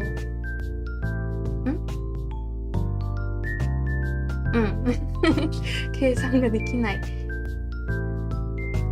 ポッキー、また10分ぐらい遅れてる。追いつくぞ、頑張って。ライブ初見です。レイ初心者です。どの画面もすごく勉強になります。どの動画もだったありがとうございます。よかった。初心者さんの勉強になっててよかった。私のさ、レジン動画全部中上級者向けなんで、ちょっとこれ何々を作るってやつは中上級者向けなんだけど、たまにね基礎の投稿もしてるんでね、参考になってたら嬉しいな。ありがとうございます。コメント追いついてきた、頑張ったね。追いついてきて話されてっての繰り返しだよねこんにちは、コメントありがとうございます。通知設定あるんですね。私も覚えようがまたとくぐろう。 YouTube ライブ通知みたいな、そんなんで大丈夫かな。ググったらやり方出てくるかな。 YouTube ライブ見るのこまりさんが初めてだった。嬉しい。初 YouTube こまりじゃん。嬉しい。ありがとうございます。私もそんなに見たことなくて、自分がやるからね覚えなきゃって思っていろんな人のちょっと見るようになったんだけど、なんかまだ覚えることがいっぱいあるね。わー、大丈夫かなこれ。ちょっと固まっちゃってた、端っこの方が。大丈夫そうだな。見えてないねこれ場所。気泡たちを取って、うわー、だいぶ崩れてるな花が。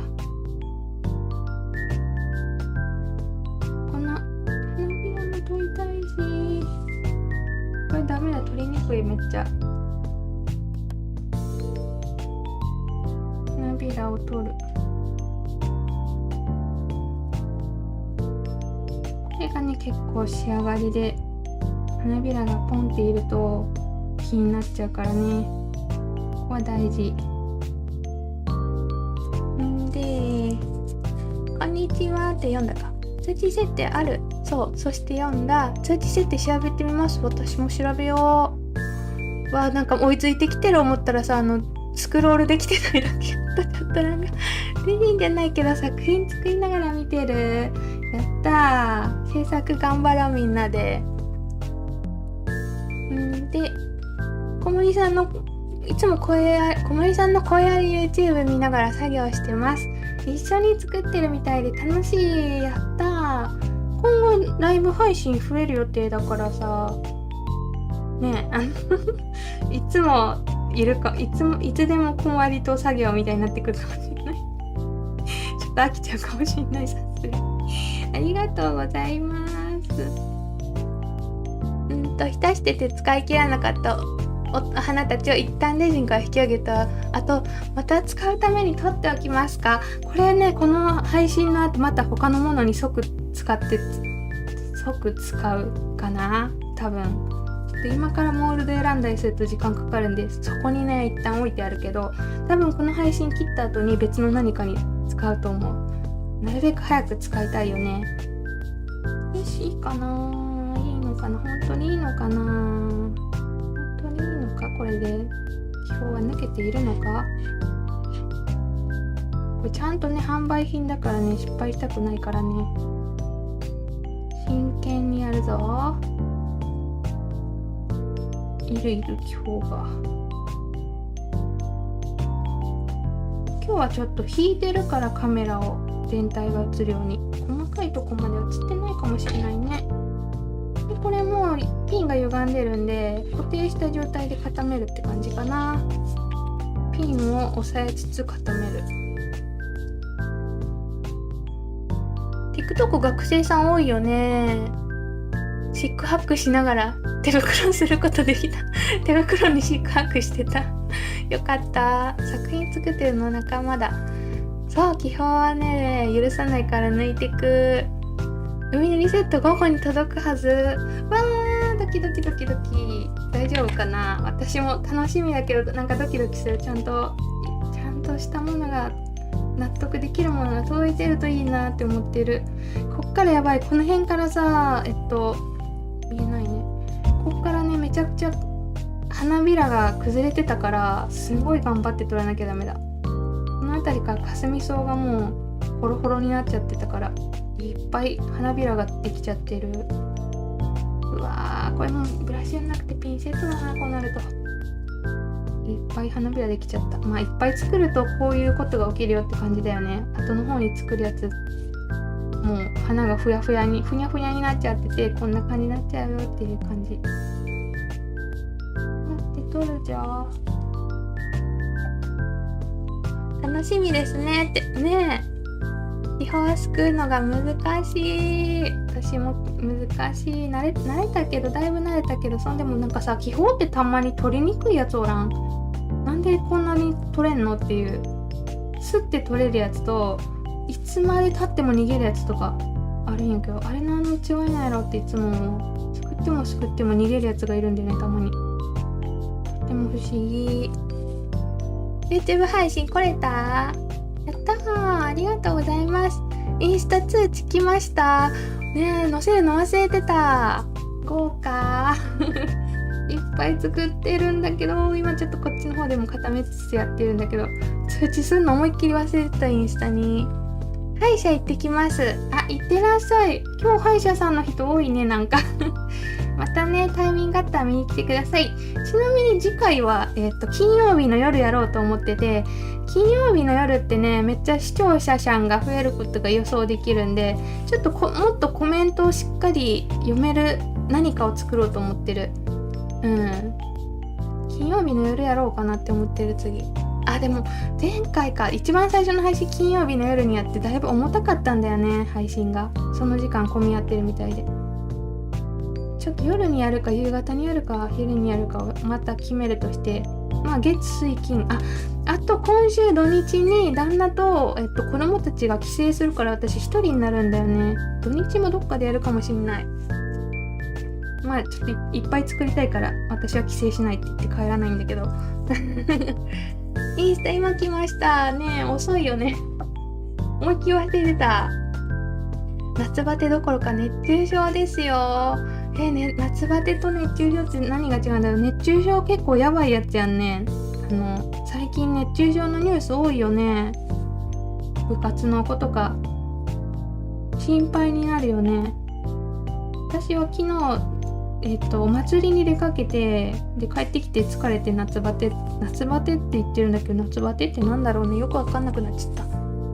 こんにちは、お願いします。こんにちは、ありがとうございます。コメントね。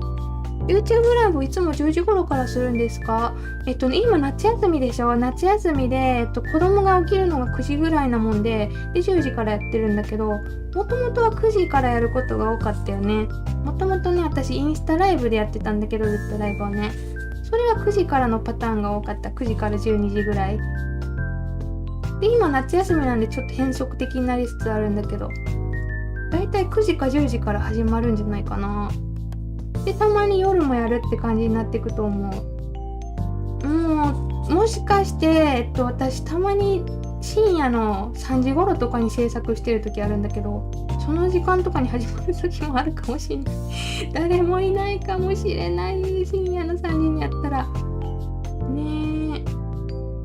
この鼻のカス取るの大変すぎる。この F と E と F の鼻のカスができすぎてめっちゃ苦労してる。時間かかるぞこいつら。もどんどん動いてくるから頑張って位置を直しつつ、こ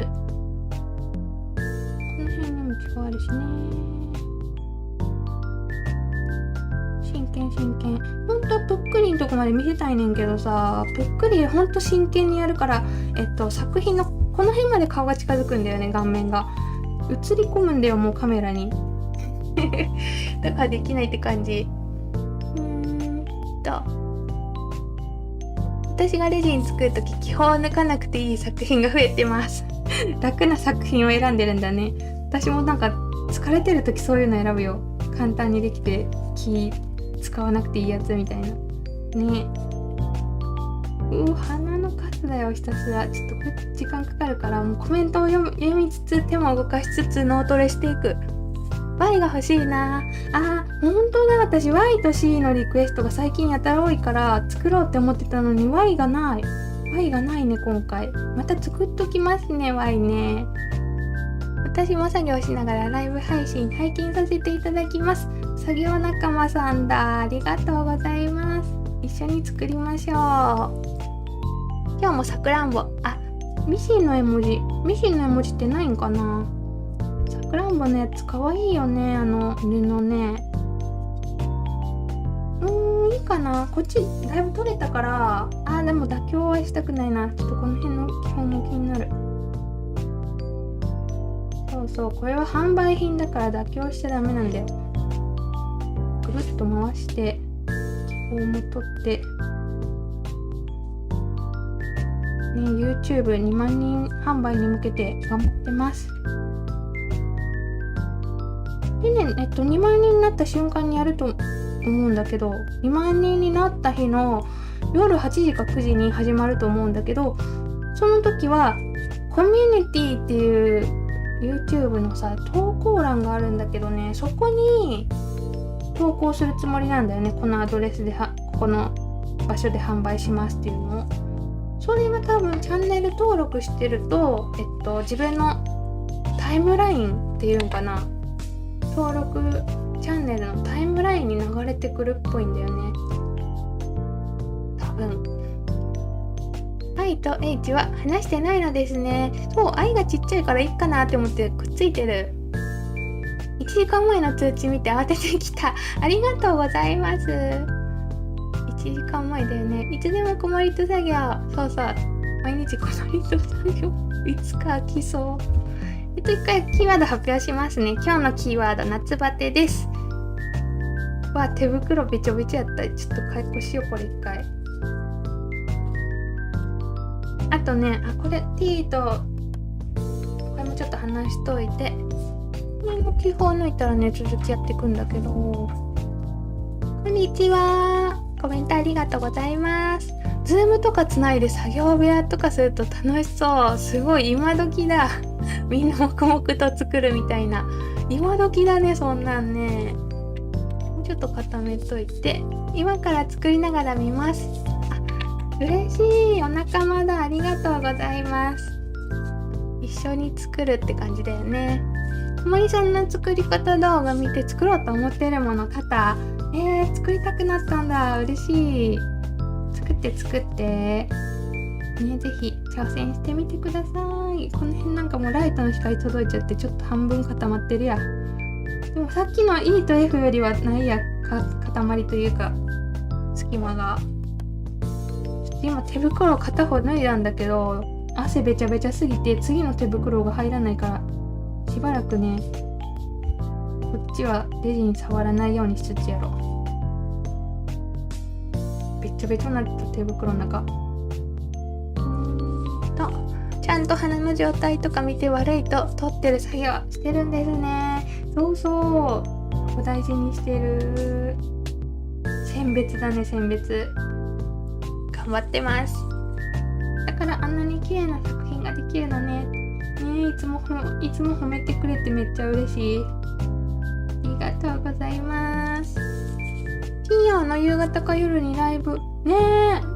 もしかして朝になるかもしんないし、夕方になるかもしんないし、夜になるかもしんないけど、次金曜日かなって思ってる。固定の曜日とか決めちゃうと使命感が出てきて疲れると思うから、固定とかは決めないんだけど、1日おきぐらいを目標にしてるんだけどね、自分の中で。完全にこの日って決めてやるのは嫌いだからさ、毎週何曜日にやって何時にやってますっていうなんかスケジュールみたいにしちゃうと絶対疲れるからやりたくない人があるはずだからね。そういうのは決めないつもりなんだけど、待ってちょっと待ってね。基本ここにでもこれ次の層で抜けるやつだな。このままでいこう。でこれで全て固めれたんで、ちょっともう一斉に固めようか。全部を固めるんだけど、もうそこら中にライトがあって全て固めていくって感じなんだけど、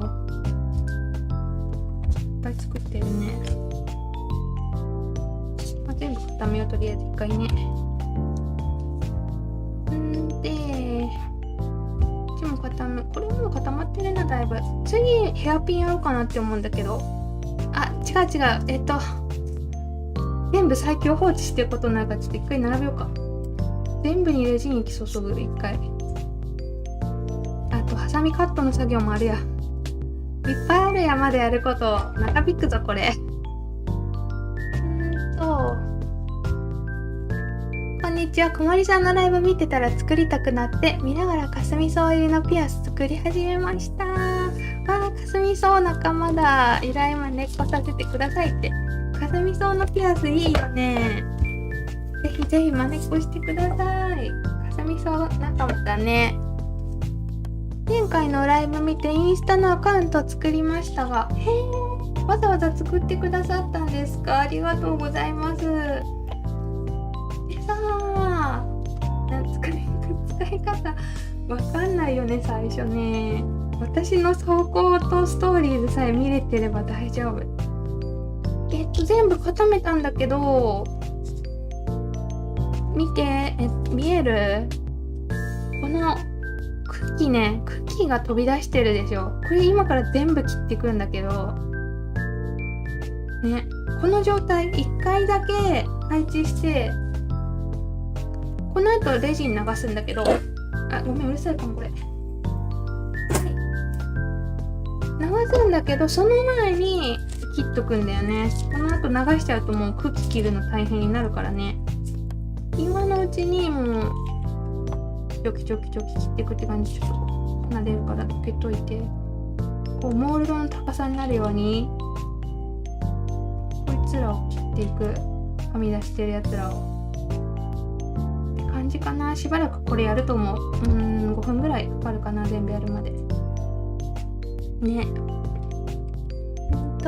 私もライブしてみたいけど深夜3時ぐらいが良いかな。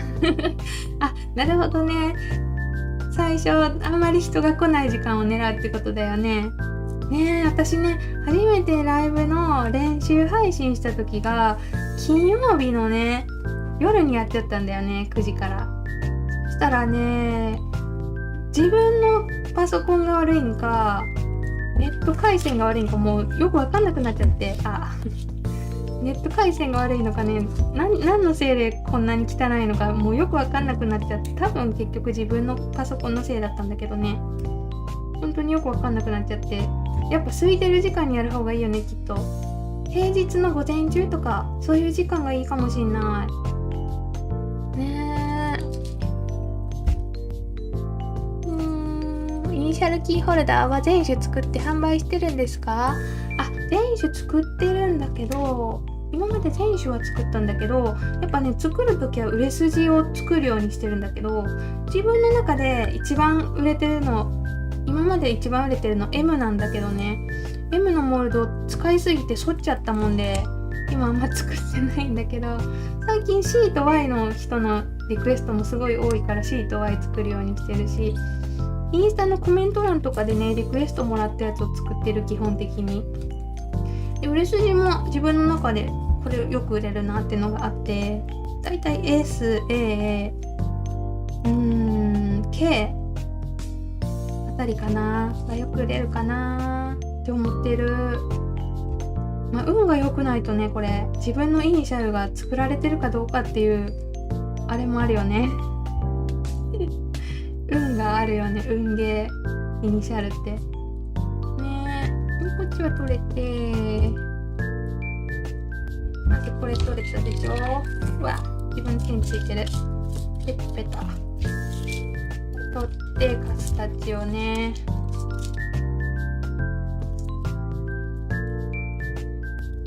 このモールド OK。で、次これね。うお、初リアタイうおって言ってる。かわいい。いつも思うんですが、この曲と小森さんレジン動画の相性が良すぎます。よかった。私曲選ぶのめちゃくちゃ時間かけて探している。今こちらのね、柊さんっていう方の作った歌が最近お気に入りで、ちょっとエモい感じ、エモいっていうかなんだろう、今時っぽい音を使ってるのがよくて選んでるんだけど、相性がいいって言ってもらえてめっちゃ嬉しい。頑張って選んでる歌。ほんまはちょっとさ、ジブリを流すか迷ったんだけど、ジブリ音楽 BGM 集みたいなやつを YouTube に上げてる人が結構いて、私ジブリ大好きだからジブリ流すか迷ったんだけど、例えばジブリの歌を他の方が演奏してるやつは著作権的に大丈夫なんかな、ちょっと分かんなくて、ジブリの音源じゃなければ誰かが演奏したってやつなら OK なんかなってちょっと分かんなくてさ、本当は魔女の宅急便とかさ、いろんなやつのメドレーがある BGM があるんだけどね、そういうのは大丈夫なのかなって分かんなくなって保留してるんだけど、ジブリ音楽も好きなんだよね。部屋の電気ケチってスタンドライトつけたらクリップの関係で隣の部屋にあるドアが少し開いてて冷房効いてないね。冷房ないときつくない？もう年々暑くなってきてるよね。私もう冷房ついてないとね生活できないからずっとついてるんだけど、でもこれまだ本番の暑さじゃないよね、きっと。8月にもっと暑くなる気がする。そしたらもういよいよ冷房の部屋から出れなくなっちゃうな。どれをやったか忘れてしまった。飛び出してるやつ全部カットしてる。このハサミはシーインで買ったやつなんだけど、多分眉毛カット用だと思う。ステンレスバサミらしい。カット。YouTube ライブじゃなくてインスタライブでもマイク使ってますか？使ってた。インスタライブマイク使っててさ、結構高いやつ1万ぐらいのイヤホンマイク使ってたんだけど、それを YouTube ライブで使おうとしたらノイズがすんごいことになっちゃったもんで、またねマイク買ったんだけど、やっぱスマホ用とパソコン用じゃ違うっていうか、違うやつを使わなきゃダメなんだなって学んだよね。インスタはね、コンデンサー、胸元にクリップでつけるさ、よくアナウンサーさんとかがさつけてるじゃん、服にポチって。ああいうやつをねつけてたんだけど、今はねスタンドに置いてあるマイク下手。スタンドに置いてあるマイクって感じ今は。で、鼻の形がもう祭り散らしてるんで、一回ペタペタして取って、今のうちに取っとかないとね、レジン液流した後に取るのめっちゃ大変だからね。浮いてきたやつ取るの。今しっかり取っておく。茎こうやって切ってるんですね。そう、細かい。ほんまはさ、入れる前に切っちゃった方が、どっちやろうね。入れる前に切る方が大変かもしれないね。ちっちゃい花を一つ一つつまんで切るの。いつもこの入れた後に切ってるんだけど、イニシャルの方は簡単に取れるんだよね。ちょっと一回怖いうつ伏せにしとくか、一回ね。イニシャルの方の茎は簡単に切れる。だけどクリップの方がむずい。こんなこと聞いていいのかわからないのですが、バレットの金具はどこで購入していますか？買ったのがすごくちっちゃくチャチくて困りました。タッチーの悲しいね。実は私さ、バレッタの購入したのね、楽天ラクマでね、個人の方から買ったんだよね。転売してるだろうなって方から。ちょっとラクマポイントがね、なんか、先月のラクマのイベントで私、なんかランクインかなんかして、ラクマポイントがめっちゃもらえたもんね、楽天ポイント。ラクマで買ったんだけど、ちゃんとしたやつだったよね。個人の方から買ったんだけど、8センチのやつ。こう、ポチポチがついてて、ちゃんと滑り止めもあって、指挟まっていく。だからね、ラクマ以外でまだ買ったことがないもんでわかんないんだよね。チャチーのショックだよね。どこで買うといいだろう。いいの見つけた。また、バレッタ作った動画とかに貼っとこうかな。こっからは、イニシャルのやつは、ちょっとはみ出してるやつ切るだけなんで、さっきのクリップほどね、切るの大変じゃないんだけど、ちょっとはみ出してんなーってやつ切るだけ。そんなはみ出してない。さっきより全然大変じゃない。ちょっとはみ出してるとこ。ネットで買い物ってむずいよね。届いたら失敗パターン多すぎる。剥げてたとかさ、思ったよりちっちゃいとかさ、サイズ見てないのが悪いんやけど、写真で大きっぽく見せてるとことかあるやん。明らかに恋に大きそうに見せかけてるなって。それに騙されちゃう時があるんだよね。私も Y なのでよろしくお願いします。 Y 多いね。やっぱ了解です。 Y もまた作りますね。おはようございます。前回の見てましたよ。スマホでインスタを見てこっちに気づきました。前回の見てくれてたんですね。ありがとうございます。インスタシェアするの忘れちゃってて、配信の最初にしようって思ってたのに忘れちゃってた。1時間ぐらいやらかしちゃった。これも出てないし、こんなもんでいいか。でさ、こっからまたレリ流して放置するんだけど、力やろうかな。まずクリップに流そうか。チャット画面が、この画面の場所を動かしたいな。ライブ終わったらちょっとまた勉強しよう。ちょっと K と Q でうるさいかも。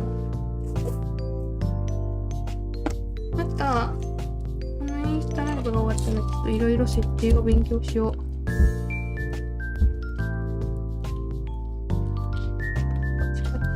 花の数を一回取ってね、違うかな。でレジに流してくるんだけど、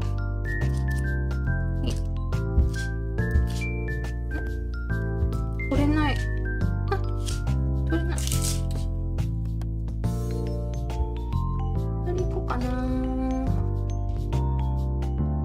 よいしょ。もうバーっていくんだけど、ちょっと量が大事なんだよね。量が。クリップはもうこのまま満タンにするでしょ。ちょっと少なめに入れといて後から足す感じかな。ク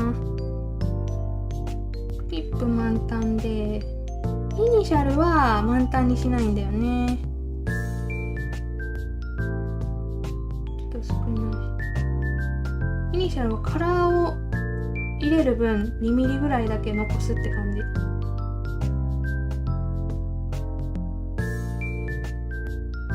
結構適当なんだけど。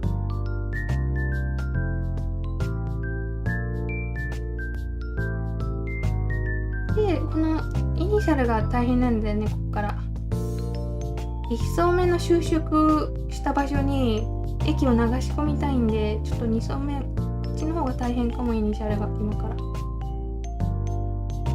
レジについてる。こんな感じ。こ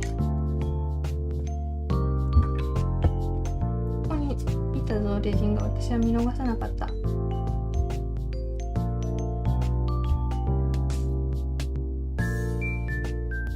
取れたねえ。一気にバーッと流した。まだやってた。よかった。まだやってた。いっぱいやってた。ちょっと今日シェアするの忘れちゃっててね。1時間経ってからシェアした。遅かった。次回から気をつけます。インスタライブはスマホでもできますか？インスタライブはスマホでしかできないね。パソコンでできないって感じ。スマホでできる。パソコン変えるまで貯金も頑張らなきゃですね。ねえ、パソコンはね、YouTube ライブしたい人はやっぱパソコンじゃないときついだろうなって思う。スマホだと画質とかしょぼしょぼになっちゃうからね。おまりさんの真似して作ったやつをインスタに投稿するとき、毎回メンション入れても大丈夫ですか？めっちゃ入れてほしい、毎回。毎日入れてほしい。ね、入れてくれたら喜びますよ。全然大丈夫ですよ。お知らせのとこにちょっと出るだけなんでね。そんな迷惑でもないし、気にせず入れてやってください。いつもありがとうございます。もう1時間経つんですね。お疲れ様です。もう2時間経つかも。10時から始めたからね。あっという間に時間経つね。レジンやってるとね。ほんと時間経つの早いよね。で、クリップの方は、時間放置してちょっと気泡抜けてくるから抜きつつ、1層目、大丈夫かな？このお花のカスたちを取り除きつつ、ね。側面に結構汚れついてる。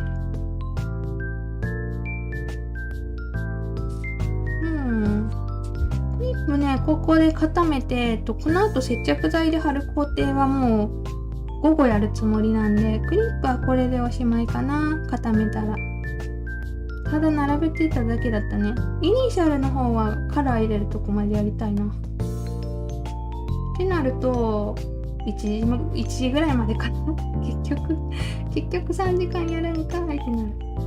1時ぐらいまでやってると思う。普段の感じってか様子かな。普段の様子っていう感じの配信かな。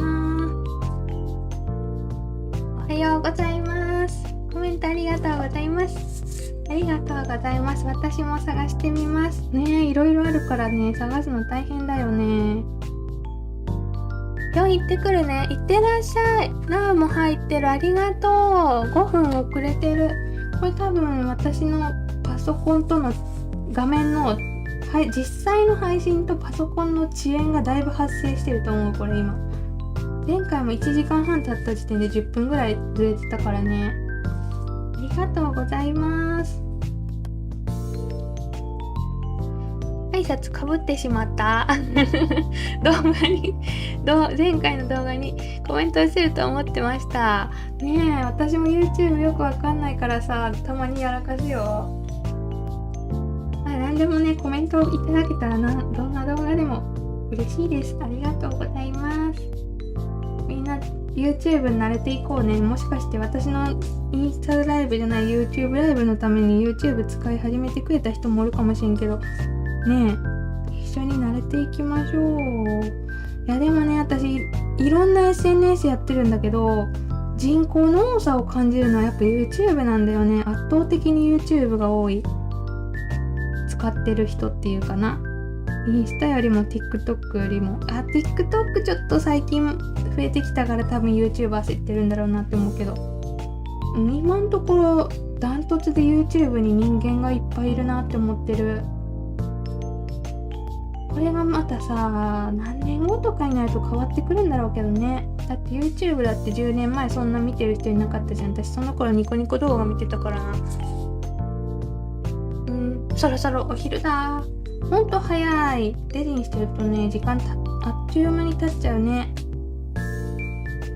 こんなことしてたら午前中終わっちゃったよ。こんな感じでヘアクリップが気泡が取れたんだけど、取れたと思わせて取れてないね。黒背景、これも販売したいやつだから失敗したくないんでね。どこ行った？当たった。背景でやる。絶対許しません。息足りないとこ流しつつ。でももしかして見てね、一緒に作ってる人がいたらね、お昼ご飯気にせず行ってきてください。今日もね、キーワードをちょっともう出してあるんでね、言夏バテです。で、これ配信の後に、アーカイブ一旦消して24時間後にまたアップする形になります。今回もね。許せないから気泡を取っといて、黒背景で撮って、でも綺麗にできてるかな。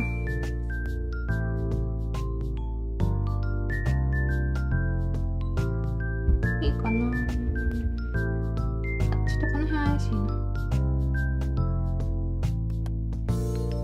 まあでもね、基本、私ちょっとこういうとこが大型の雑なとこかなって思うんだけど、基本をこのカラー塗るところの辺に避難して、まあこのまま取り除かない時もある。ここカラーで隠れちゃうからいいじゃんみたいな感じで。まあちょっと大型の雑なとこが出てる。で、硬化しよう。硬化したいんだけど、他のものがいっぱい置いてあって危険だから、ちょっと一回上に置こう。ここまで硬化せずに。上に移動して、放置しよう、放置。あとで一気に硬化しよう、すべてを。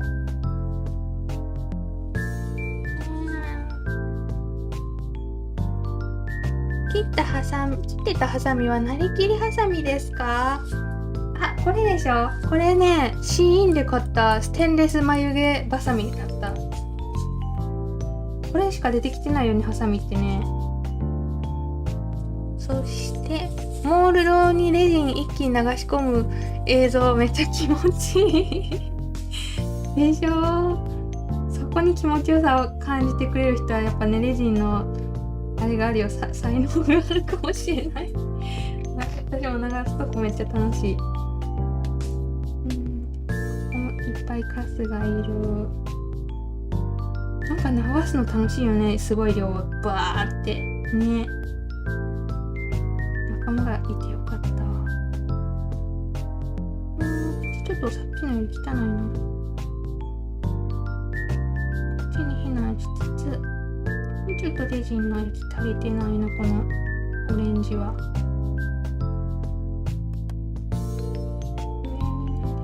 上になりつつ、もう足りてないな。水分補給もしてくださいね。ねえ、しようかな。ほんまや。運動中とかも大事だよね。水分補給ね。部活中とかも。部活の気持ちでちょっと水分補給させてもらいましたね。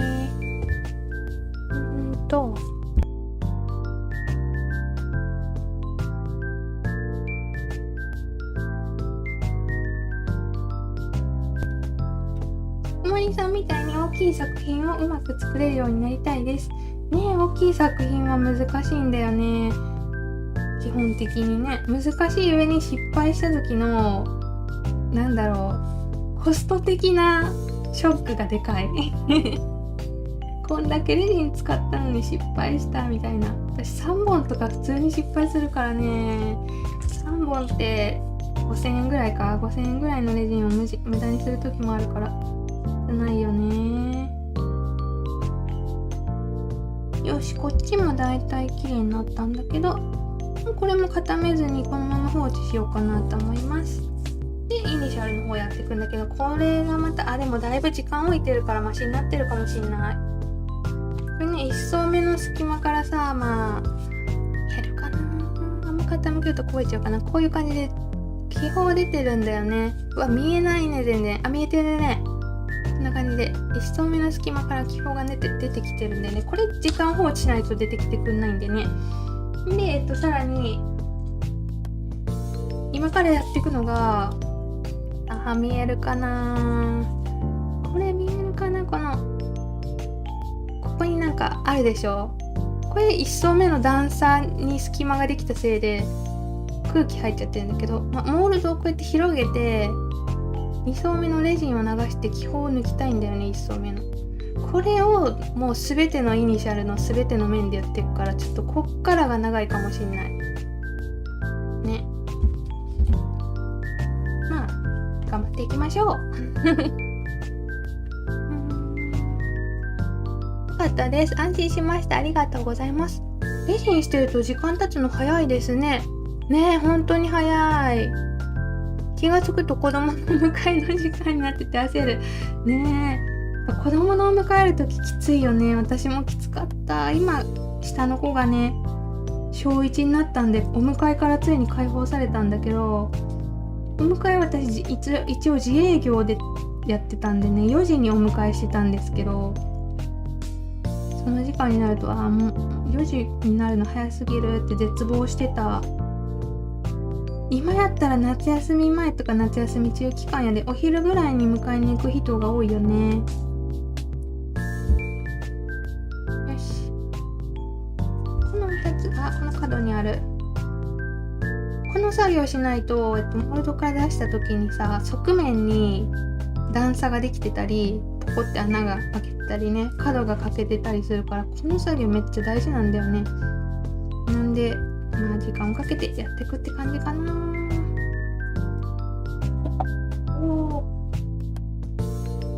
そうなってやっとね、カラー流せるんだけどで、多分30分後ぐらいかな、多分そこの部分は。今多分子供たちも宿題やってるはずなんだけど、やってなかったら怒りたいんだけど、こんな感じで、ここにもあるね、隙間が。映ってるかな今日。だいぶカメラ離してるけどね。こんな感じで、取れないやつだこれ。取れないやつおる。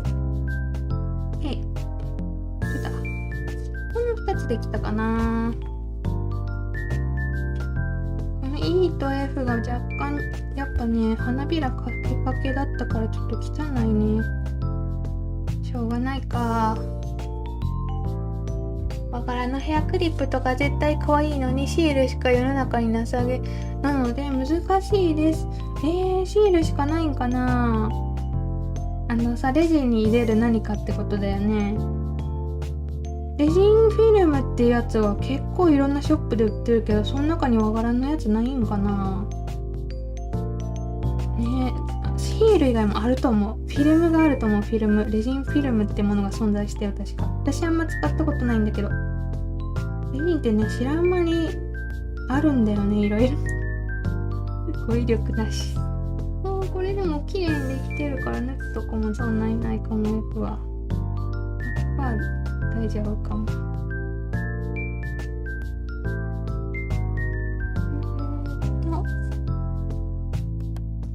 お昼の準備なので、それではまたですね。水分、塩分補給して頑張ってくださいね。ありがとうございます。お昼準備しなきゃだよね、みんなね、きっと。いってらっしゃい。ありがとうございます。水分さっきね、思い出して取ったから大丈夫、しばらく。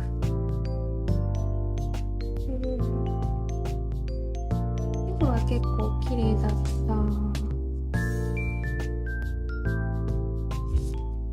どうかなー、止まるじゃん。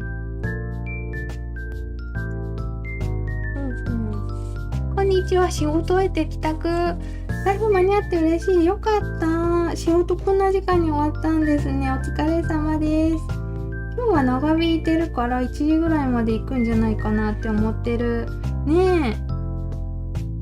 コメントしてくれてありがとうございます。仕事終わりに早速来てくれてめっちゃ嬉しい。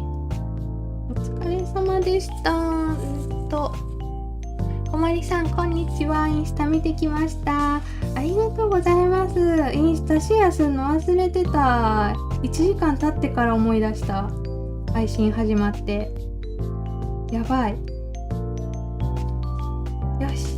これで EF も綺麗に隙間に気泡入ったから、あとは TR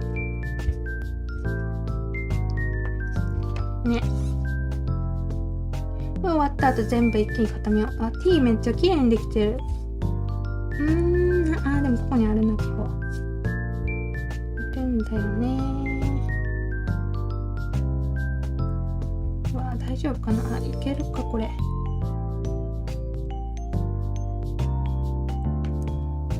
私レジンに夢中になりすぎて普通に朝昼ご飯食べ忘れるんだよね。夕方に1回しか食べないとか結構多い。夢中になりすぎて。ダイエット、レジンダイエット。さっき最強放置と言いながら置いてたレジン固まってる。かわいい。やらかすよね、たまに。私もさっきね、こっちの方に置いてたやつ、光届いてちゃってちょっと固まってて焦った。やっぱ暗闇に入れた方がいいね、最強放置の時。ケースとかね。固まってるってかわいい。そうそう、外からのね、部屋に差し込む太陽光でも固まるんだよね。私ね、普段カーテン、遮光カーテンなんだけど、この部屋めったに開けないもん。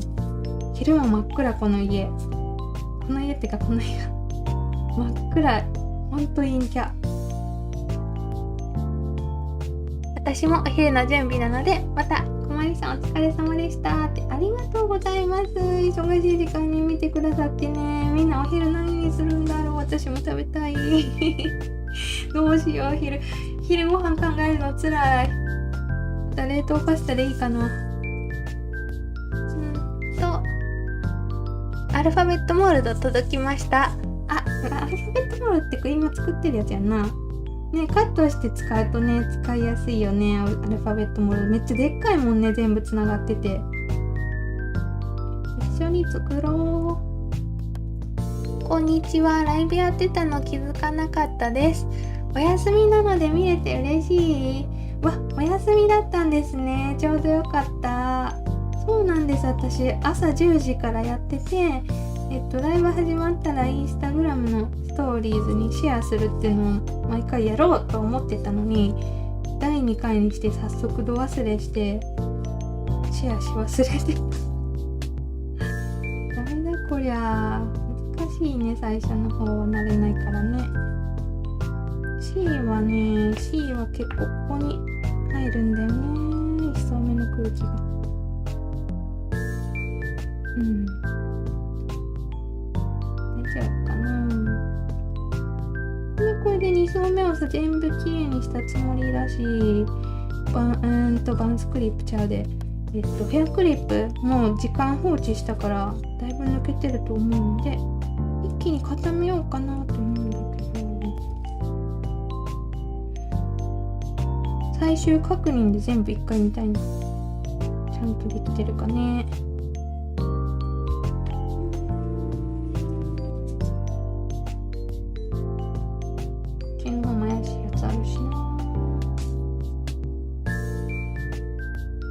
もう一周見て大丈夫なやつから固めてこうやって、あとこれ大丈夫だったか固めて、でこれがね、ここにいるからダメ。これもいる。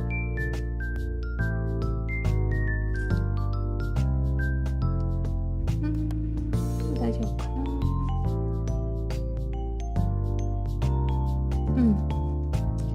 大丈夫ってここに待機して、でこいつもいるね。いなかったやつが最強放置で出てきてるわ、いっぱい。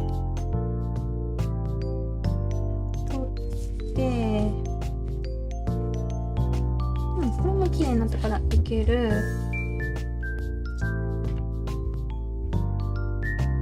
これモードの隅にいる。ついてる色々。で、これは綺麗だな、なんか。どうしようかな。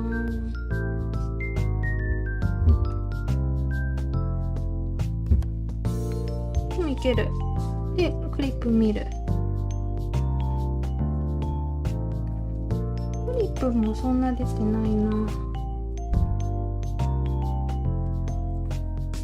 レジン液大量に使用した時の失敗めっちゃ落ち込みますね。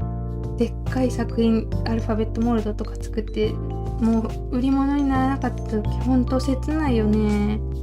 私もそんなんばっかやってる。いつもしょうがないね。で練習台って思って勉強台にしとこう。1層目と2層目に隙間ができて空気が入るんですね。そうなんですよ。1層目がねレジン液って縮んじゃうんでね、硬化するときに LED レジンっていうのは全ての LED レジンはどうしても縮んじゃうんですけど、そこに空気が入るんで、それを2層目の液をね縮んだとこに流し込むって感じですね。それを今バーってやってました。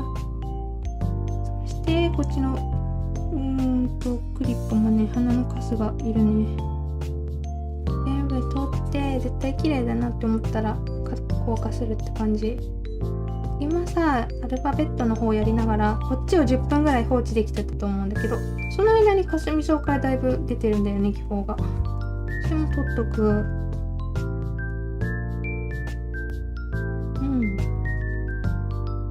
絶対綺麗にしたい。でだいたい取れたかなってなったらもう全てを一回固める。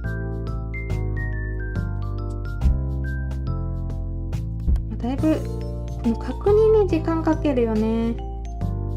後からついてたら取るの大変だからね。後からここにホコリついてるとかなると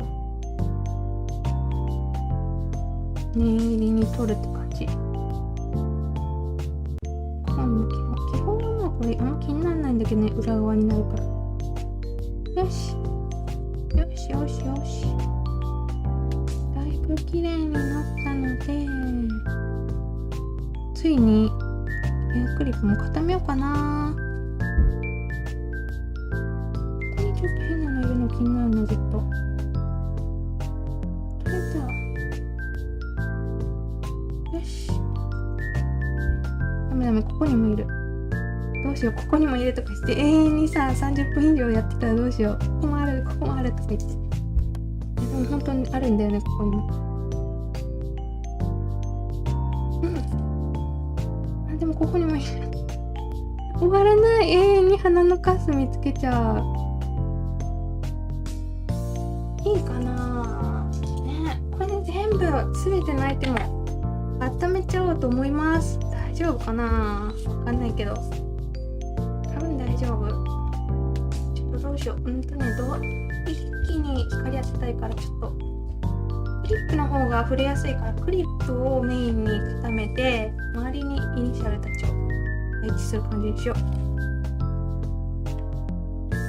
おまけ的な感じでね、この子たちは。まあここでライト4個ぐらい欲しいねんけどな。ねえ。これ点で部屋とかの関係で夏場は使ってない廊下で作業してるのですが、廊下が外側にあるので日の光ですぐにレージンが固まっちゃう。あ、それは日がガンガンに当たる場所ってことか。それむずいよね。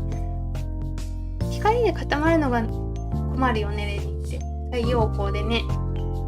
わい、レジンの才能あって嬉しいです。わら。あるある。表面張力で平らになっていく様とか気持ちよすぎてずっと眺めてられます。わあ、そういうの好きな人レジン向いてる、絶対ね。向いてる。で、こっちはこっちの方が広いからこっち使おう。今ね、2個のライトで頑張って固めてる。にも入るな。大丈夫やんな。こいつら待機中。放火されたいのに放火されずに待機中、こいつら。レジンシートいろいろ見たんですが、椿とかのお花柄が欲しいんです。なるほどね。椿おしゃれだよね。わあ、もう終わっちゃうかな。今気づいちゃったです。あ、もうちょっとやると思う。ありがとうございます。もうちょっとやるよ。今日のお昼じゃがりこにします。それお昼ちゃうやん。だいぶ見てたい。ありがとうございます。私もね、でもほんとレジンばっか作ってる日はチョコとかばっか食べてる。私このレジンの引き出しの中にお菓子ボックスがあって、ここに自分のお菓子がもうめちゃめちゃ入ってるんだけど、引き出しいっぱいにこういう私の好きなお菓子が全部入ってる。これを食べてる。朝から夕方ぐらいまでちょこお菓子を食べてて、でご飯食べてない。ご飯夕方にまともなの1回食べるだけって感じ。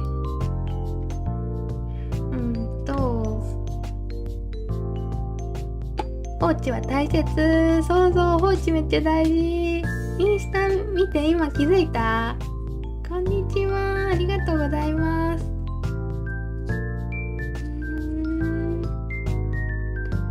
大丈夫かな。なんかちょっと序盤に絶対レジンに関係ないコメントをめちゃくちゃしてる人がいたんでミュートにしたんだけど、気づいたみんなこの人絶対いろんな配信で同じことコメントしてるなって思った人がいたんでミュートにしたんだけど、ブロックの仕方を知りたい。調べたい、しっかり。コメント、このチャンネルをユーザーに表示しないっていう設定があるんだね、これね。これをやればよかったのかな。どうしたらいいか分かんなかったからミュートにして自分にだけ見えないようにしちゃったんだけど、チャンネルに表示させないっていう方法があるんだな。その辺もちょっと勉強しなきゃダメだよね。ひたすら固めるタイム。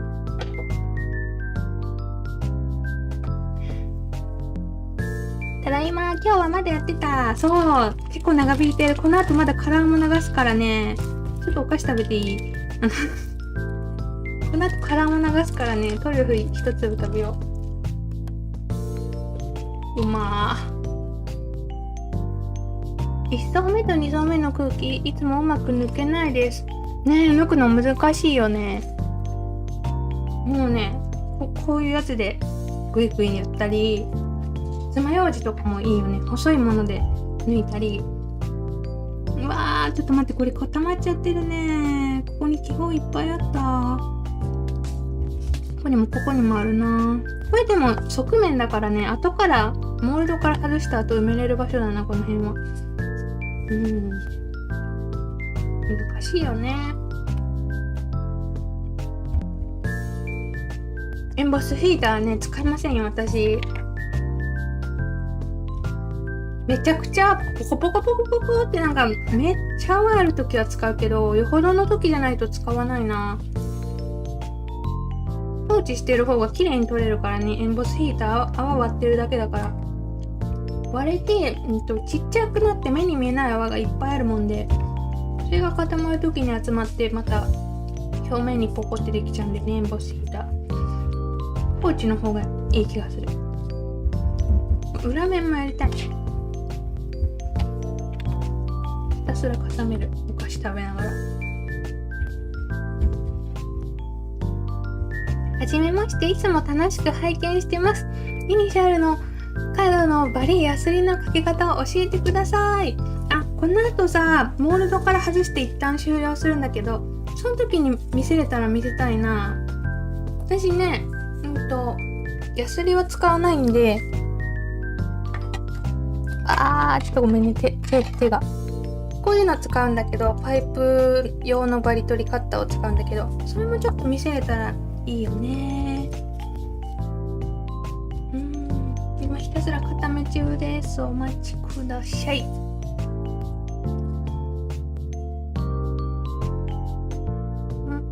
小森さんのアイコンが連動して喋ってる。今気づきました。かわいい。そうでしょう、喋ってるの。でもさ、なんか声と、キャラクターと声が合ってないよね。絶対この女の子もっと可愛い声だと思うの。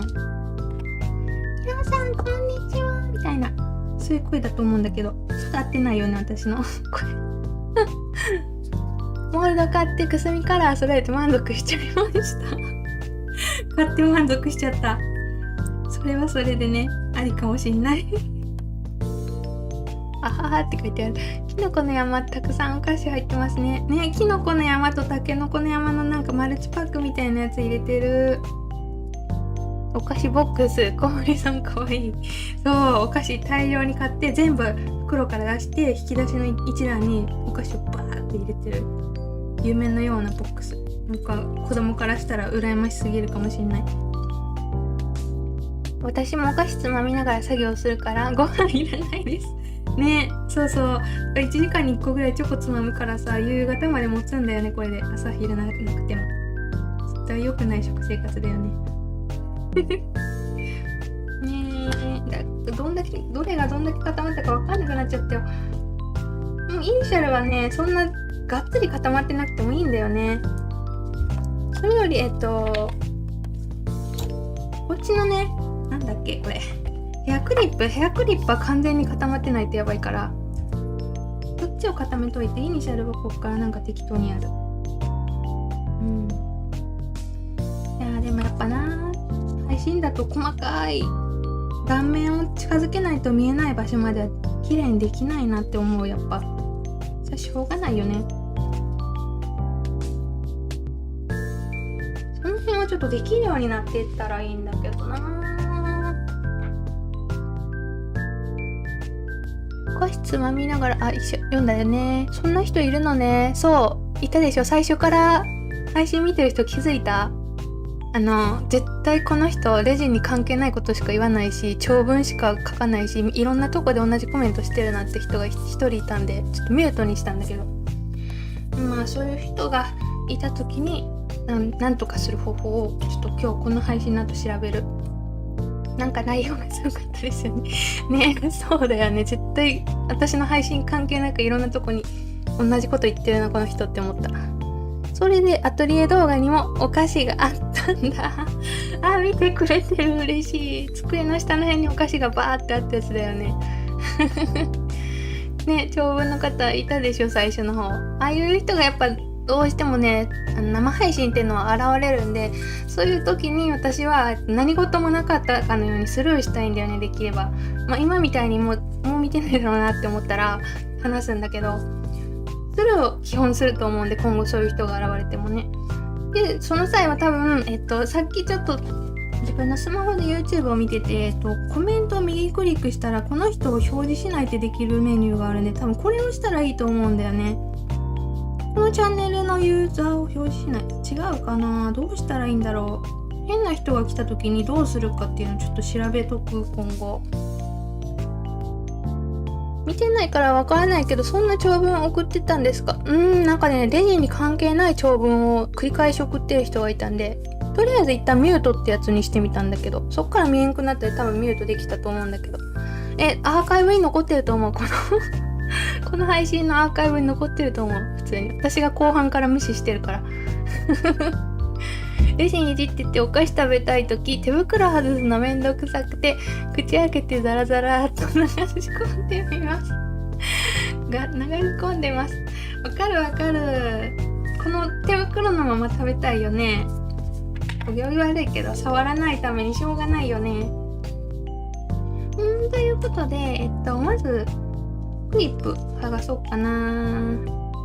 このクリップちょっと劣化始まってるんでね、つるんとは仕上がらないっていうか、ちょっとマットになるんだけど、まだ使えるかな。クリップだけまず剥がすね。このクリップはさ、この後接着剤つけて続き明日やる感じになるからね。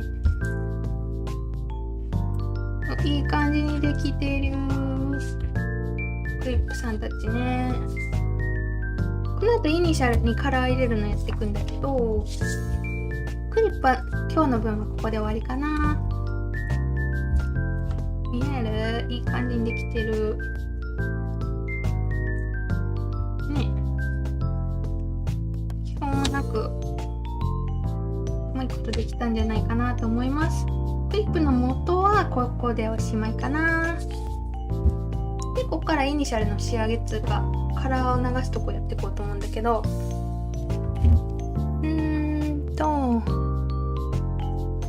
初めてコメントさせていただきます。制作してるの永遠に見てられます。嬉しい。永遠に見ちゃいますかレジンまた挑戦したくなりました。ってことは前してた人なのかな。だったらね、ぜひやってほしい。今レジン液めちゃくちゃ進化して、昔より固まるの早くなって基本もできにくくなってるから、絶対楽しいと思う。昔してた人が今再開したらね、ぜひぜひなんか検討してみてください。ありがとうございます。ということでここからカラー流すゾーンに突入するんですが、まあカラーも作ったんだよね。ピンクのやつがこれコマリカラーのピンク、コマリカラーピンクをねこれで作ったんで、これをピンクの作品流す。でこれも一晩置いといたやつなんだけど、若干心配だから混ぜようか。一晩置いた状態からちょっとだけ混ぜといて、で使うって感じね。集中してるとき甘いもの嬉しいですよね。そうそう、脳が甘いものを求めてる脳がね求めてる甘いものを。ピンクの鼻にピンクを流す。ちょっと少なめに流しといて後から様子を見て足す感じかな。最後もピンクはピンクを流す。これ紫にピンク流しても可愛いんだろうけどね、ちょっと挑戦する勇気が出ない。でさ、1層目と2層目流した時に一生懸命気泡抜いてたんだけど、今回は気泡抜きはやらないんだよね。気泡抜きやっちゃうと2層目気泡抜きこのカラー流した後にやっちゃうと透明の部分にカラーがはみ出しちゃうんでね、もう気泡抜きはしない、この工程では。ただ時間を置いてたら結構出てきたりするんだけどね。続いてやばい、ティッシュなくなった。ティッシュがなくなって、しかもこの部屋のティッシュもなくなった。もう拭くものがなくなってた。これだいぶピンチ。続いて黄色。アイコンのイラストめちゃくちゃ可愛いですよね。ねえ、アイコンのイラストってゆるコマで合ってる？最近すごい気に入っててね、描いちゃった YouTube アイコンも。ゆるい世界っていう素材サイトの人がね描いてるイラストなんだけど、以前からねくまちゃんとかうさぎちゃんのアイコン使ってたんだけど、最近女の子アイコンがあることに気づいて、なんか自分の好きな雰囲気やったんでね使ってみた。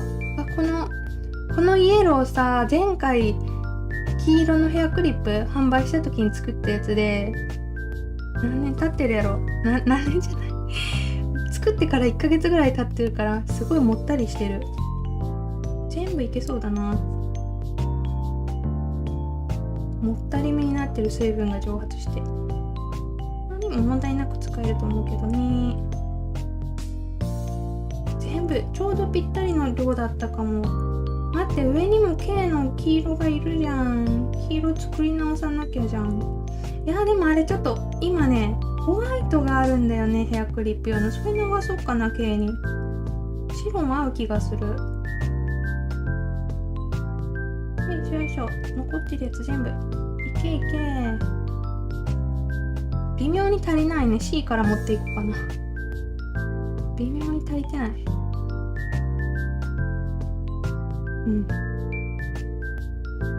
C から次足そう。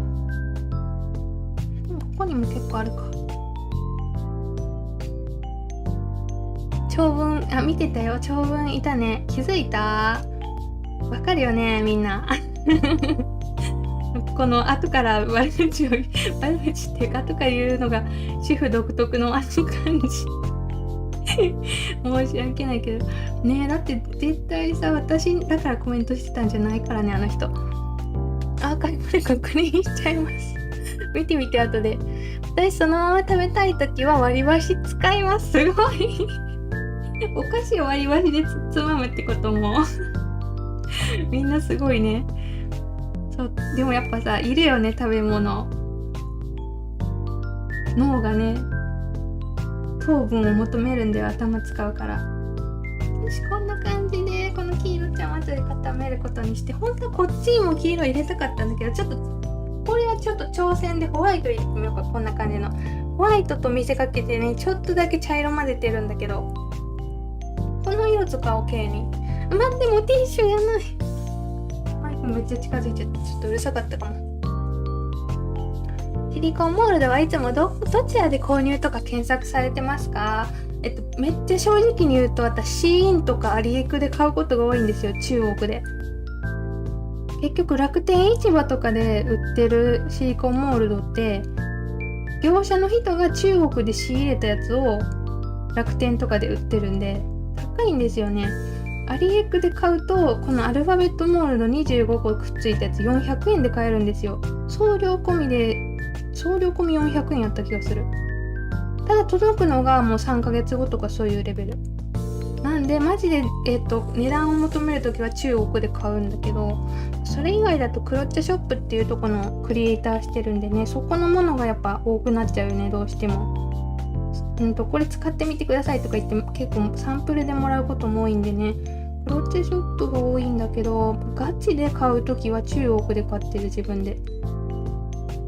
白入れてみた。残りのやつはね、この紫のとこにちょっとこれもっと紫にした方が可愛いかな。今は小回りカラーのネモフィラと桜をちょっと混ぜたやつを作ってるんだけど、ちょっと紫にした方が可愛い気がするな。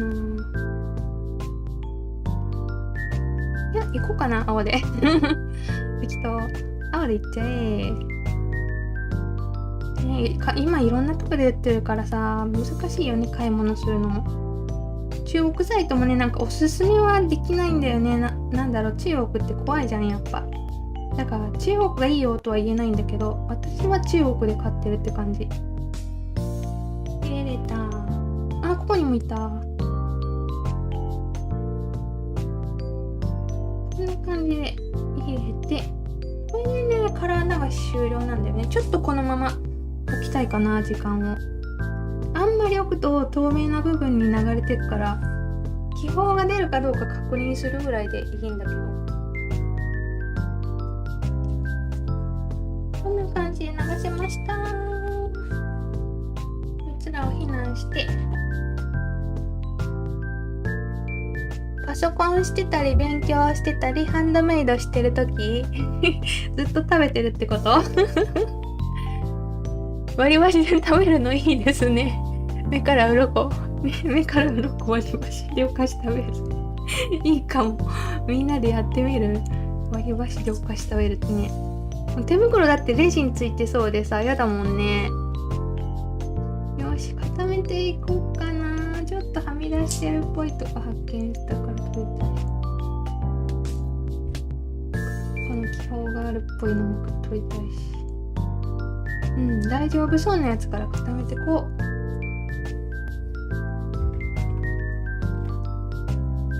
これも大丈夫そうだな。大丈夫そう。ちょっと表面に浮いてるな、気泡。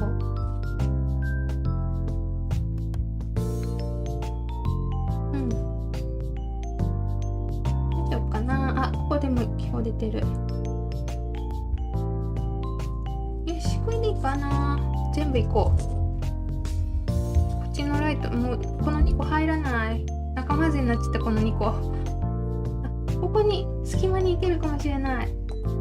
おお、ここに入れた。これで全部同時に固めてる今。8個のアルファベット、8個かな。これでいいや。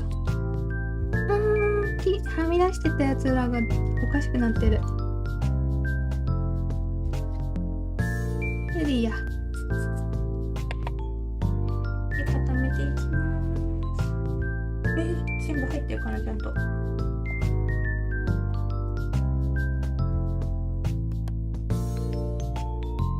くすみからのレジン着色剤欲しいんですが、小町さんのおすすめって何ですか？そんなこと聞いちゃう私着色剤出してるんですよ、監修した。それをがっつり紹介していいですか？そんなこと聞かれたらどこ行ったかな。私着色剤をプロデュースしてて今販売されてるんですけど、もう多分300セットぐらい突破してるんですけどね。あ、間違えた、これじゃない。まるでなんかテンプレのようなね、こんなやつをね私販売してます。自分で監修したやつをね、作家のためのレジンコマリメイド監修ニュアンスカラーってやつが出てるんですけど、6本3600円でちょっと高いんですけど、色が凝縮されてるんでちょびっと垂らすだけで色できるんですよね。今回使った色全部これで作ってるんですけど、よかったら見てみてください。概要欄に貼ろうかな、またこのアーカイブ上げるときね。これは私が監修したやつです。くすみカラーどれがいいって言われたらこれがね、一番いいはずです。どのくすみカラーよりもクオリティが高くて可愛いはずです。自分で作ったんでね自分の中では一番可愛いって思ってます。よかったらご覧ください。ピンチピンチ大ピンチじゃないですかってね。1ヶ月経つレジンっていけるんだ。保管が完璧なんだね。すごい。でもね、ちょっとさっき見たらわかると思うけど、蒸発してたから水分がもったりしちゃってたよね。1ヶ月が限界かな。くすみ本当に可愛い。上手に使いたいな。ねえ、くすみカラーって可愛いよね。で、最後ちょっと裏返しとくって感じ。この使い切った液も固めときたいんだけど、置いとこ横に。光しか見えないね、画面。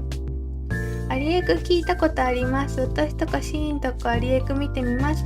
アリエクはね、日本の楽天市場の中国版って感じで、楽天市場だってさ、たまに詐欺ショップみたいなとこあるでしょ。服とかですごい可愛い画像載せてるのに、たまに届いたらペラッペラの来たみたいな、そういうショップもアリエクにもあるから、そこだけ気をつけて、レビューとかしっかりついてるショップで買った方がいいよね。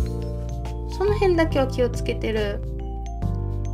アリエクも最近早く届くようになった。あ、そうなんや。今まではさ、1ヶ月以内に届けようとしたらプラス500円とかいろんなオプションがあったイメージないんけど、また早く届くようになってきたのかな。シーンももう昔はさ、10日ぐらいだったのがちょっと前に1週間で届くようになって、最近4日ぐらいで届くよね、シーン。すごいよね。で、遅れました。もう終わりますか？今からモールドから外してバリ取ったところで終わるって感じ。ありがとうございます。で、遅れでも嬉しいです。昔いた職場の人が自由奔放で仕事中にポテチを割り箸で食べてました。ポテチ割り箸めっちゃいいじゃん。私もそうしよう。ポテチ大好きだから。ポテチをさ、紙皿とかに出してティッシュで食べればいいんだよ、制作中に。ティッシュじゃない、割り箸で食べればいいじゃん。すごい天才か。リンクできてないね。カラーがね、リンクできてないよね。めちゃくちゃ可愛い色です。出しとけばよかった。自分のね、監修したカラーがある。私が監修したレジンカラーがね、出てる。可愛いんだよ、これがね。そして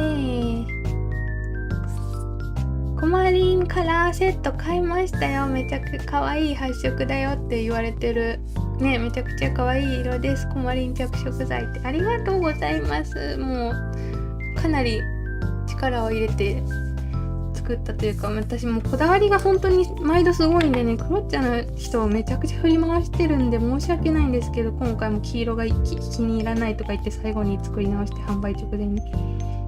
でもね、その分ちゃんとしたのができてるかなって思いますね。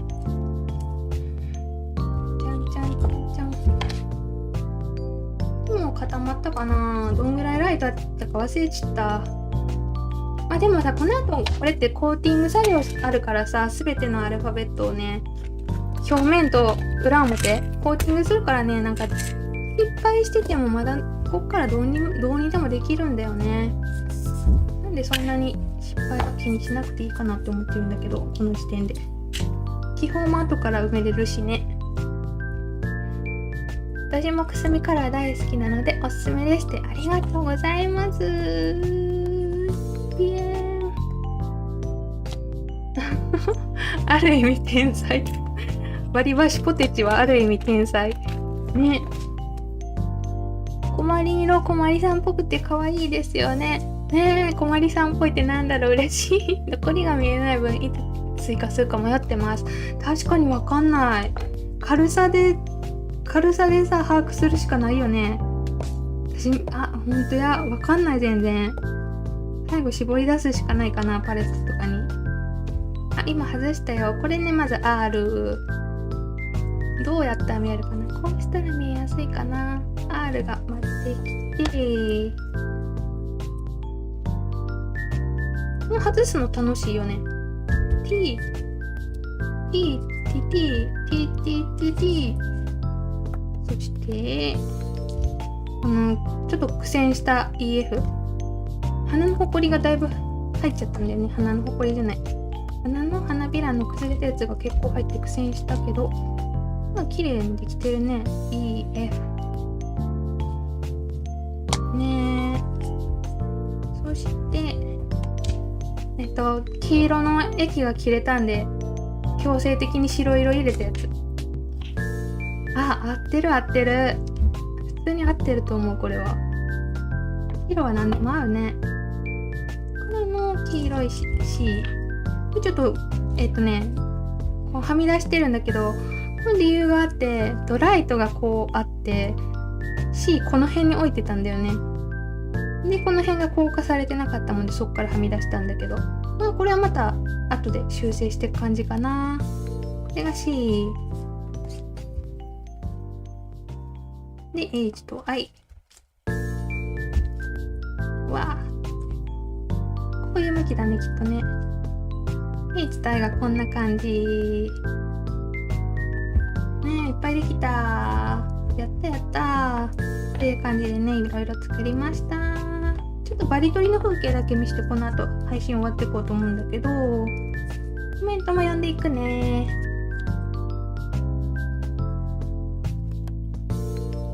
コマリンさんの着色剤絶対可愛いじゃないですか。そうそう。ちょっとね、でも高いんだけどね、3600円するんでね、1本600円。ただ、レジンが混じってるのと40倍凝縮なんでめっちゃ使えるはず。いっぱい。ね。ぜひチェックしてみてください。ありがとうございます。ティッシュを求めすぎて割り箸とティッシュ間違える。そう、ティッシュなくなっちゃったんでどうしよう。もう1枚もない。こうなっちゃった。割り箸採用された。クロッチャ振り回していいと思う。中途半端だと結局いいものできないし。ねえ。そうでもね、最初にも話したんだけど、本当は正直に言うと海の着色剤私気に入ってなくて。ただこれはもう3ヶ月以上作り続けて、私が文句を言いまくった挙句もなんか最終的に今決めないともう妥協しないと海の日に販売されないなって思ったんでこれになったんですけどね。海のから今日届いた人わかると思うんだけど、私が気に入ってないのがね、ちょっとこれとこれの色がすごい似てるんですよね。パレットに絞り出した時にそれがすごい気に入ってないんだけど、なんかもうそれを言ったら多分今からもう一回作り直して工場でロット作り直してってなったらすごい損害が出るだろうなって思ってもう言わなかったんだけど、本当はちょっと色味そんな気に入ってないっていうか、もうちょっと違くしてほしかったなっていうのは思ってるんだけど、心の中で、そういうのはライブを聞いてる人だけが分かってくれたらいいなって思うんだけどね。こんな感じでパールが混じってるんでね、着色剤パレットの中で混ぜるとこんな感じにムラになるんだけど、実際使う時そんなに問題がないと思うんだよね。ぜひこんな感じで今日海キット届いたよって人はね、使ってみてほしいね。難しいんだよね、自分がさ。だから工場まで行くわけにいかんしさ、自分が伝達形式になっちゃうんだけど、そうするとすごい時間がかかるんだよね。だからこの着色剤も3ヶ月かかって作ってたし、難しいよなーって思う。ティッシュがないブラシが拭けないティッシュがなくて、ティッシュがないってもう大変なんだね。バリ取りだけちょっと見せよう。で、さっきこの失敗したやつがちょうどいいよね。これをね、どうやってバリ取りするかっていうのを見せたいんだけど、バリ取りってね、さっきさやってたけど、モールド固めるときに、固める前にモールドの周りについてるやつをこうやってしっかり取っとけば、そもそもバリは発生しないんだけど、予防するのが一番いいんだけどね。でまあさっきみたいに効果村でこう発生しちゃった時は、私はこの Amazon で買ったラピッドバーってやつでねこうやって取るんだけど、久しぶりに使うのいけるかな。こんな感じで削いで取るって感じで、ヤスリ嫌いなんでね、こういうので取ってますね。このラピッドバーのいいとこはこのやりにくい内側とかね、こういうところも綺麗に削げるってとこですね。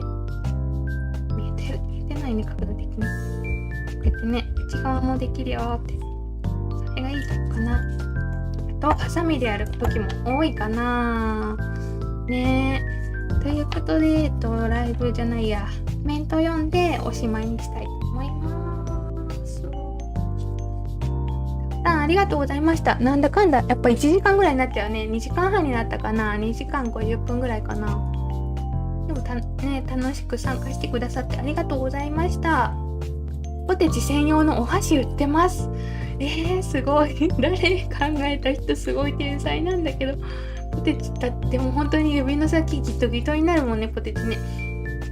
で遅れてしまいましたが、まだまだ小森さんのライブ見られるみたいで嬉しいですねって、小森さんに癒されながらさっき届いた大きな本棚の組み取って頑張ります。羨ましい。本棚買ったんだ。私も最近家具買うのにハマっちゃってさ、家具買いすぎてやばいことになってる。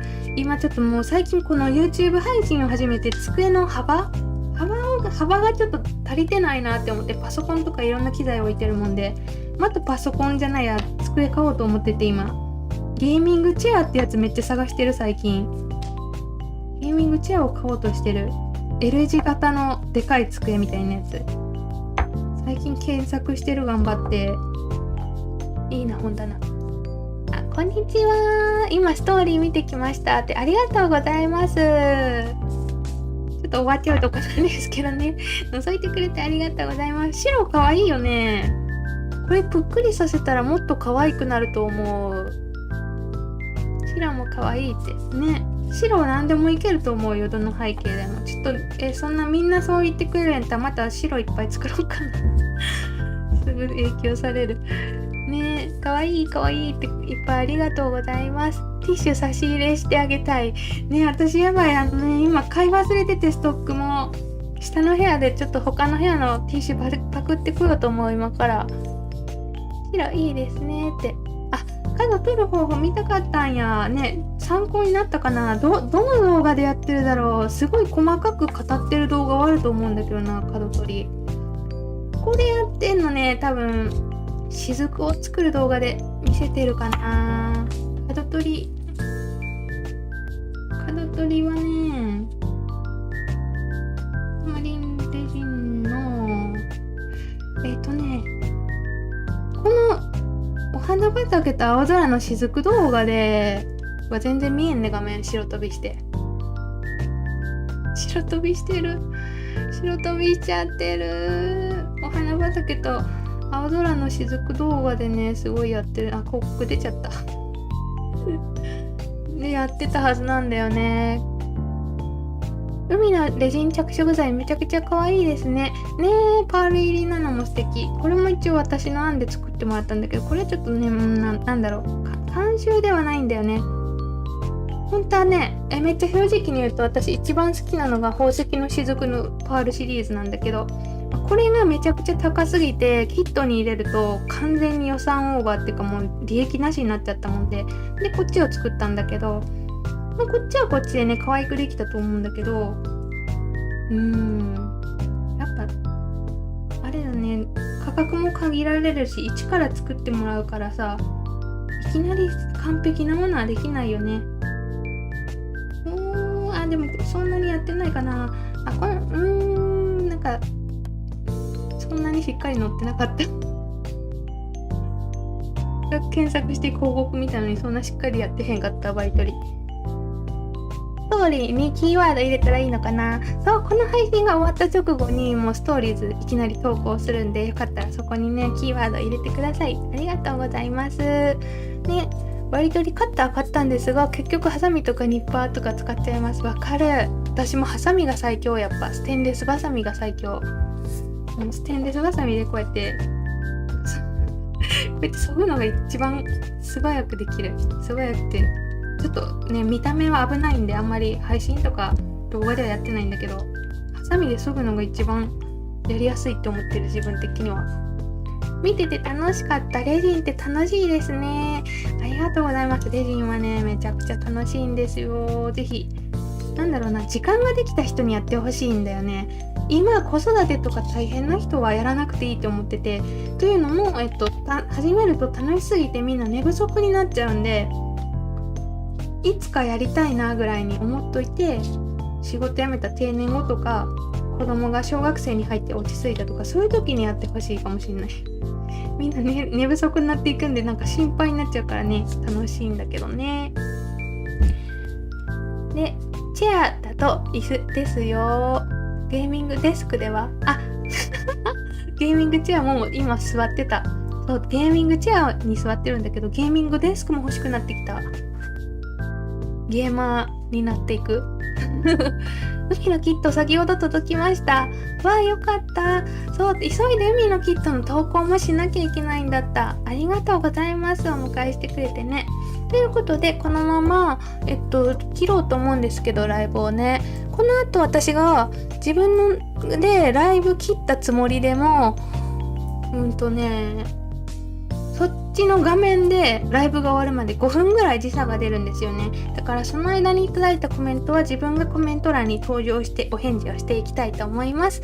ということで本日もありがとうございましたね。もう全部見えてるかな、これで。